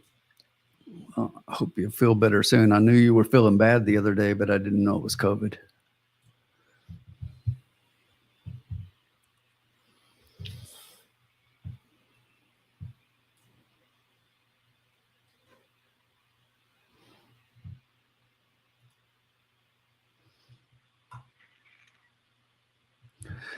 Who you like in the last, Todd? I think it was all 2-8 for me when I handicapped this race.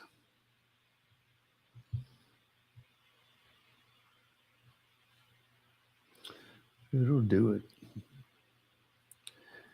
Yeah, Jesse, me too. Del Mar's on my bucket list. It's one I haven't been to, and I really want to get out there.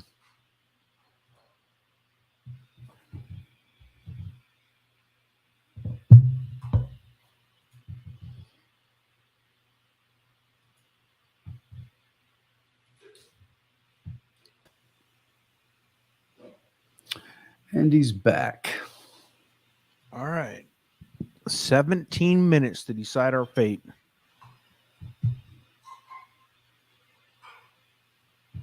And ladies and gentlemen, I have a big video to record tonight that I'll be releasing in the morning.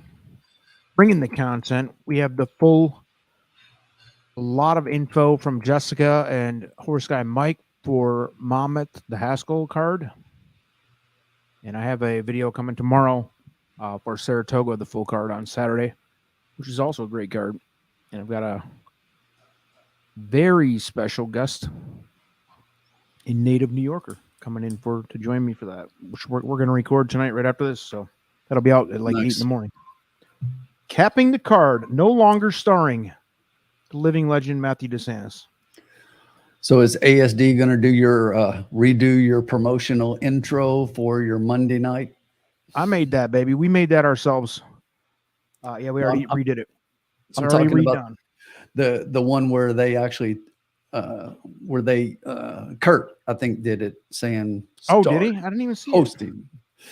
Hosted by Matthew DeSantis. Oh no, that's us. That's my guy Mark. Oh, was it? Yeah. The big pro wrestling match voice guy. Yes. Oh, is that what that was? Hell yeah, that's our guy. I like it. Good job. We got vocal professionals. We got it all here. Hosted by Matthew DeSantis. Hell yeah. All right, folks. We have I'm going to end on a big note here. Yeah, we're doing it. We have 5280 left. I don't know why the banner isn't just playing. It's across the bottom. 5280. We're not leaving here. We're not breaking even. We're winning. All right. Tired of it. We have one race. It's a good betting race, I feel like. I think that like you said, the favorite scratching out actually made it a better race. But a better betting race. Agree with that.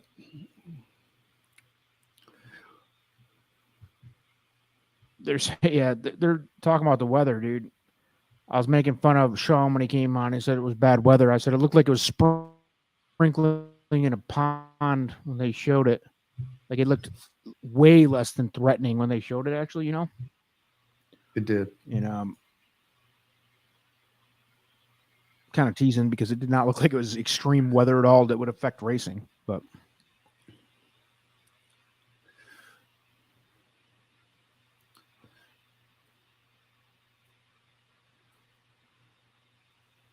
$14 to post. We have Chris D'Souza with the wild numbers. $33 exacta box.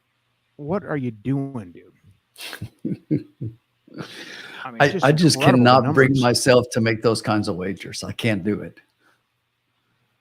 The only time I'll ever do it is if it's like the end of my account balance. If I have like $17 left, I might bet a $17 winner or something. But all right, so Chris, I do that a lot when I'm on track and I have a voucher and you go up to the window and it's that little bit extra and you just throw it all on. So I get that part, but otherwise. Yes.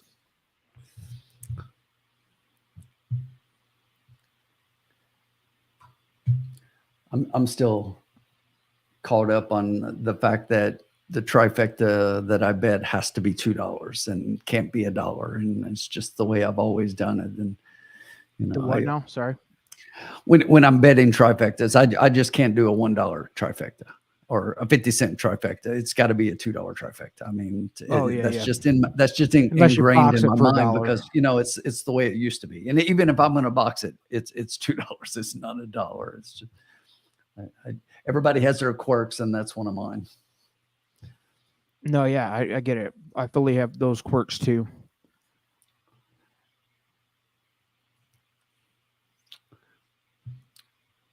Trying to look at the horses here. I don't know if you're watching. That's what I'm trying to do.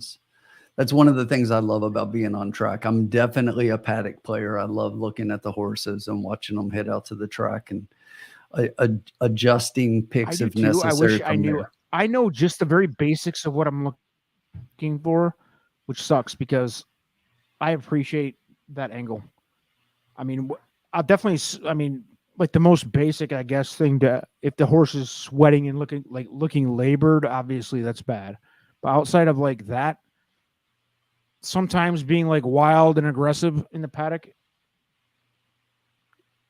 translates into something good. I've seen it both ways. So I don't know. Right. I'm not even an amateur. I wouldn't even consider myself an amateur at that. Like I probably overthink that if anything. So like I've been to a few of these big shows, and I actually try not to look much, unless it's like a complete disaster. You don't want to bet a horse that looks real bad, obviously, but otherwise, I don't want to put a horse out of my bets based on something that I see that I don't know what I'm seeing. You know what I'm saying? Absolutely. Like it might just be me And thinking that it's something that it's not. One of my favorite phrases on the track: "Riders up." Here we go. We got 11 minutes. Yep, they're up. We will share that here. The two heavy even money favoritism now. And the second choice right now is the 8 at 3-1 and the 4 at 4-1. So and the 2 and the 8, when I went with the all and the 3 single, those are the 2 horses I took in here in my pick 3. And the thing is, I played it for $1, not no 20 center either. So let's get it. Yeah. Good. Yeah, man. Hallelujah.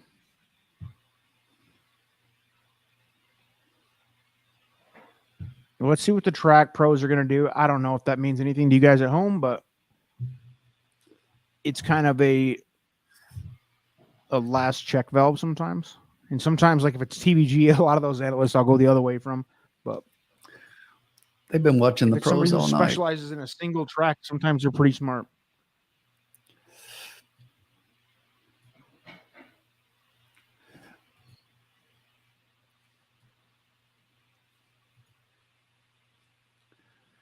I love it when you get the on-track personalities, and you've got 2 of them there, and one of them gives 3 picks and the other one gives 3 completely different picks. It's just like, okay then. You want to know what happens though, dude? And I can't stand this, and I think it happens really often, is I think people are so afraid to pick chalk that they won't do it even if it's right. You know what I mean? Like, obviously it doesn't make sense to bet chalk often. But sometimes you just have to. And I think a lot of times people, like these analysts, won't give into that because they're afraid of the critique of being too chalky, which I don't think that's necessarily a bad thing. I know they get shit for it, I'm sure, but I don't know. That's a slippery slope, man. Especially in like these mid-tier tracks, it's usually pretty chalky at tracks like even Woodbine. I wouldn't say it's not usually super chalky because the races are balanced, but a track like I don't know, Mahoning or like a smaller track, Assiniboia. Well, Assiniboia is very chalky. Yeah, because it just makes sense, dude. Like the better horse usually wins. That's why it's chalky. But exactly. The reason why it's not so chalky at like Saratoga is because they're all good. Even the bad ones are good. But it's one thing that I've never been a fan of when you watch a lot of the so-called experts and they're out there and they're constantly, well, you can't bet chalk and fading chalk. And look, if you don't ever bet chalk, you're gonna lose a lot. Or they'll single like an 8-1 horse in a pick 5. Exactly. And there's nothing wrong. They'll single a horse in a pick 5. Go ahead. But no, exactly. And okay, so let's say you single. Let's say you got 2 singles in a pick 5 sequence. They'll do that, and then they'll single like an 8-1, which is great if you hit it, but it's rare. So you might hit you do that so you can go deeper, right? So I don't know. You hit a 20-1 on the race, you go deep, but then you're single on the 8-1, you just blow out the pick 5 anyway. So why do that? It's just stupid. I don't know. I agree. What I do is obviously you're not going to play that horse when he's that chalky, and you're not going to play win place money. But a lot of times it's like the horse that I really like to run behind him. That's an exacta value, and I have been that I would say that's most of my success is finding value to go with chalk on the track and betting exactas and tries. I live for the verticals. I'm not much of a horizontal player. I dabble. but I'm a vertical player. Yeah. I'm an exacted trifecta player, and that's where I live, and that's where, you know, I've done very well and been very successful. Me too, for the most part. Yeah, I love betting horizontals in a group where you can spread enough to be comfortable without, I won't. Some of these guys that do like whoever what it was on the in the chat that's betting those ice cold pick threes. I mean, that when you land one, it's awesome. Right. But I don't like to bet like that because it's pretty far fetched for me anyway. Maybe if you're amazing capper, you hit that, but I'm not going to hit that very often if I'm being realistic, and I just won't bet that. So if I like this, I had a small mutual fund with 3 buddies, $25 a person to put $100 in. Then you got a little wiggle room for some pick 3s and 4s. You can bet a $50 pick 3 or pick Right. 4, whatever. And you might not win anyway, but at least you can take a shot at some 20 to 1s and stuff to make it work. If you're sitting I there agree. singling, all of them, man. I don't see how you make money that way. No, you you gotta don't have in the bombs long run. involved. And now I like a skinny ticket, and if you look at a lot of the ones that I play and a lot of the ones I put online, I'm a skinny ticket player. I'm not typically, unless it's a big race day with a big carryover or something, I'm not gonna throw down hundreds of dollars like some of these guys do, because in the long run, when you do that, you're not gonna win. But it's just like I think it was last week at Delaware, I threw down like a $12 or an $18 ticket and got back 600 and something. It's just like that. That's what I like to do. Yeah, that works great, man. I mean, because you can lose 50 of those and still break even, but that's it. It's atypical to hit a big pot on a $12 pick 4 or 5 ticket, but it happens. I don't know. All right, hombre, we got 5 minutes to post. Where we at? Yeah, I guess we gotta decide here, huh? So give me your top 3 for race 8. I got my top 3 decided in order. But it's chalky. It's pretty darn chalky. Tell me where you're at. I'm 286. If it's chalky though, we already proved it. That third race tonight that we hit that has us up for the night, it was chalky. You just got to bet it right when it's chalky. I don't hate chalky necessarily. So give me your top 3 in order, please. 286. Let me see where I got the 6. I have 284. Same order, 2 and 8. Right. And I see the 4. The only thing is I faded the 4 out of the top position with the top couple of positions with the 2 and the 8. So when I pick my third horse, I typically pick a price. And I totally agree that the 4 on paper is a better horse than the 6. But when I settle on my top 2, I typically underneath try to add a horse like that. So if I was going to make a wager in this and we're including horses, you can't leave that 4 out. I totally agree with that thought process. But I'm just saying that when I look and I pick my first 2, I picked 2 and 8 and left the 4 out of those, and I'm going to go 6 underneath for the price. Let's take a look at the probable exactas on 2, 8, and 8, 2 here. 2, 8 is $9 for a buck. 8-2 is 16. Yeah, dude. Should we just do an 8-2? Exacta? I mean, box with those 2. It's going to pay good either way. I think it's money. Let me see how big that drop is. The third, I have the 4. You have the 6 third, and I have the 4 and 6 third and fourth. By the way, so we're close. The 6 has some value. Your third choice, but the 4 really doesn't. The 4 is not even really better value than the 8. You want to just hammer a 2-8 exacta box? Let's do it. I think that's a smart play. And, this is going back to what we just talked about the chalk. It's like sometimes you make the wager and you just take the horses and what it's given you when it looks like those are the horses that are much the best. Yeah, it makes sense here. Tom, I love it. I agree with that 100%. The explosion of and emphasis on horizontals has killed the development of the everyday player. I agree 100%. Totally agree, Tom. And to exacerbate it even more, the worst thing they did was when they lowered it to a 20-cent wager, a 50-cent wager. It's Yeah, like, because it just becomes a give me lottery ticket now. give me the dollar minimums. I'm okay with the dollar, but give me the dollar minimums, because when you add that 20 cent and 50 cent, You got a all you cap. do is open it up for all of those big conglomerates to come in, those big computer wagerers. They come Yep. in with their big wagers and they Look for spread an out and anomaly. they take our money. Yeah, they data mine for an anomaly and they pull it. So yeah, even the dollar pick 4 that Assiniboia has, I love that. I agree. Because that makes it twice as challenging. I mean, because it's pretty quick that you get up to like an $80, $100 ticket in a pick 4 if it's a dollar minimum. I love those. I agree 100%. That's a great statement, Tom. I fully agree, dude. Armchair Let's see what checking we got. in. What's up, dude? How hard do we want to go? We got $52 in the bankroll. We're up slightly, but we're not going out like that. No. Look. Let's go. Let's do $10 exacta box. Yeah, that's fine. Yep, 2-8. We'll go for $10.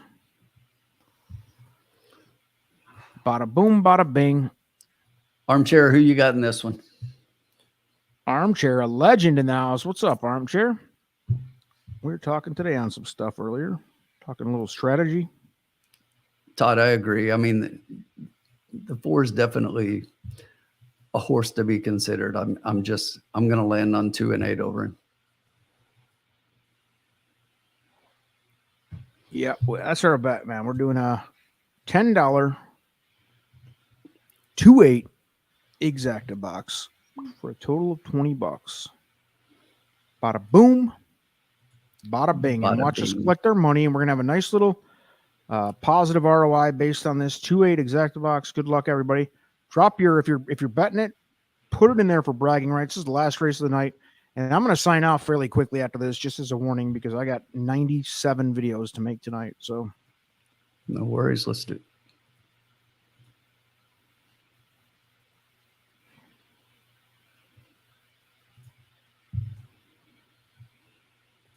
$2-8, baby. Let's go. 8-2 would be even better.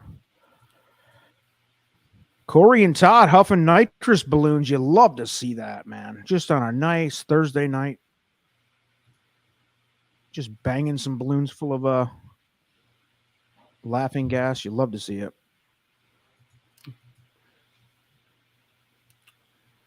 Let's go. 2-8. Yeah. Carson, I will. No Thank worries, you for Armchair. the offer.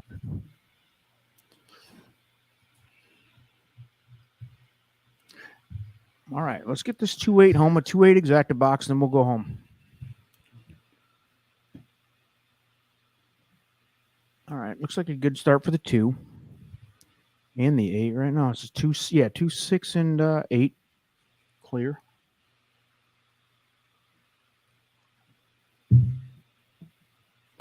There's that 4 horse we were a little afraid of. Let's see how this thing works out. That's a We're in 6 good on shape. top.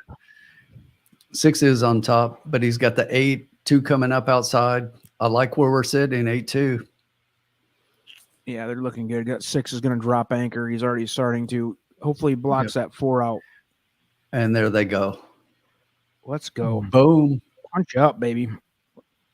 The 8 on the rail. Stay there. Yeah, I think that 4 got hindered big time by that 6. Stay up, 8. Come on, man. That 4's got run. Yeah, that 8's done, I think, unfortunately. Struggling. Yep. I need the 2 to stay up. Stay up 2. Stay up 2.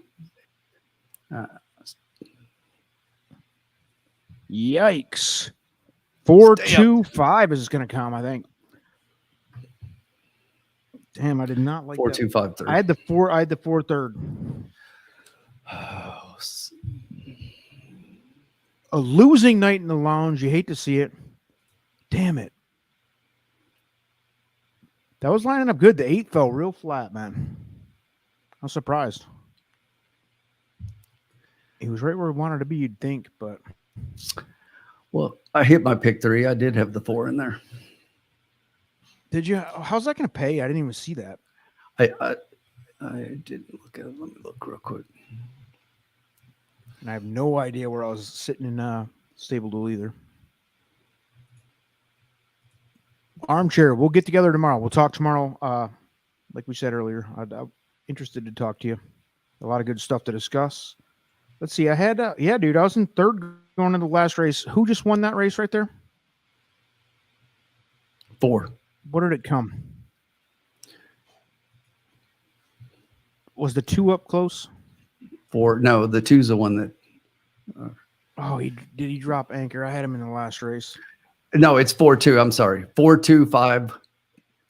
All right, dude. I might have cashed here in the Woodbine. I had to have cashed. Let's see. Ripping heaters. He had the 2 and the 8. So the pick 3 was paying $10 for 20 cents. I played it for $1. So a whole $50. But I played a $14 ticket. I might have scored top I might have got second here. Unless somebody behind me creeped. That'd be a pretty decent score, wouldn't it? I don't know what the payouts were. I think I'm going to get second or third here. I don't think I can win. My hot streak continues. You can Stable duel. You love to see it. That might be $200 or $300 for me, which I needed. You're definitely going to win because the first place guy has the 8, and he's out of the money, which is going negative. So he went negative. And you're only 23 behind him. So let me see. I'm trying to see who Ripping Heaters has got. It's slow. I was trying to do the quick math here. And you're only Ripping 3 behind Heaters him. had 2 and 8, and he was I should beat him. Oh, right? you got him. You won. You won. What about Stu? Yeah. I think I did. You won. Sweet. If you had the 4, you won. I had the 2. Oh, you had the 2. I had the 2, which is going to make it interesting. We're going to be close. The leader I beat. He's going to go negative, and he's going to lose more than 3. I'm pretty sure you won. Where was the 2? Was he way back? Yeah, because it's 4-2-5-3-1, so that's the 5. So but he would have to go negative by less or more than 3 lengths, though, right? Which he probably was. He was. Didn't see the finish. He definitely was. He was much more than that. You won. Stable duel champ, Tim. I'm threatening you, bro. You are, buddy. You are the man right now. I bow. And 300 big ones. Thanks, Sully. Appreciate it, man. Yeah, I'm on a heater right now on Stable Duel. I'll take it. Todd, what'd you hit, babe? He hit the pick 3, exacta try, all that in the last one. So my pick 3 paid $56.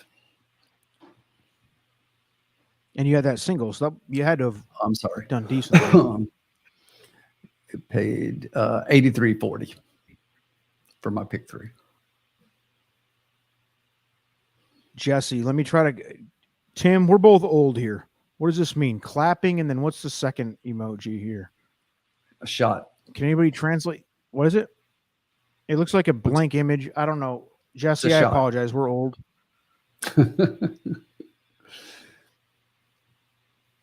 Armchair. I don't know. I wouldn't call myself the king, man. Matthew and Tim have been beating me up for about. I guess I've been pretty hardcore on Stable Duel for about several months. So I guess I'm maybe catching up to them a little bit, but I wouldn't call myself the king by any stretch. Marv, appreciate it, man. Let's go. This is the way it goes on Stable Duel, though. You get on these heaters, and it's just like 2, 3, 4 in a row or during a week, and you're definitely playing well right now. I love when you see the ball and it looks really big. The other day, I played the Parks game, and I won Parks on, I think it was Tuesday.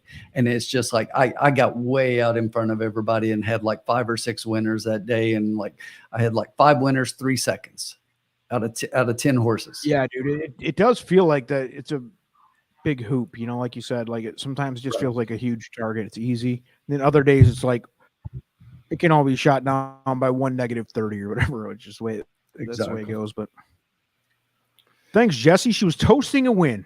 You're teaching an old man new tricks, an old dog new tricks, if you will. Ladies and gentlemen, Sean, baby, there he is. Congratulations on feeding the kids. That can save their stuffed animals one more time. I don't have to pawn anything this week. Friends don't let friends play parks. Yeah, dude. Sean, Parks. have fun up at Saratoga. Hell yeah, dude. I'm jealous. Armchair about friends don't let friends play parks. I agree 100%, but you have to kind of go in there kind of like Turfway Park or Kentucky Downs where you just have to bet. You almost just roll that roulette wheel, dude, and just keep the bets kind of small so you can, gamble on something. But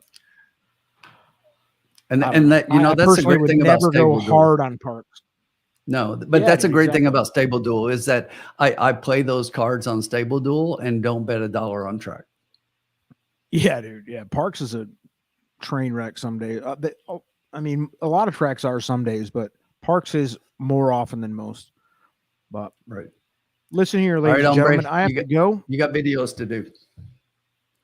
Thanks everybody for tuning in. Next week, same place, same time. Tim, if you're available, more than welcome. Always. Thanks for popping in. Sean will be back next week, I believe, after his hiatus to Saratoga. So thanks everybody for joining. We're out of here. Peace out, everybody. Peace.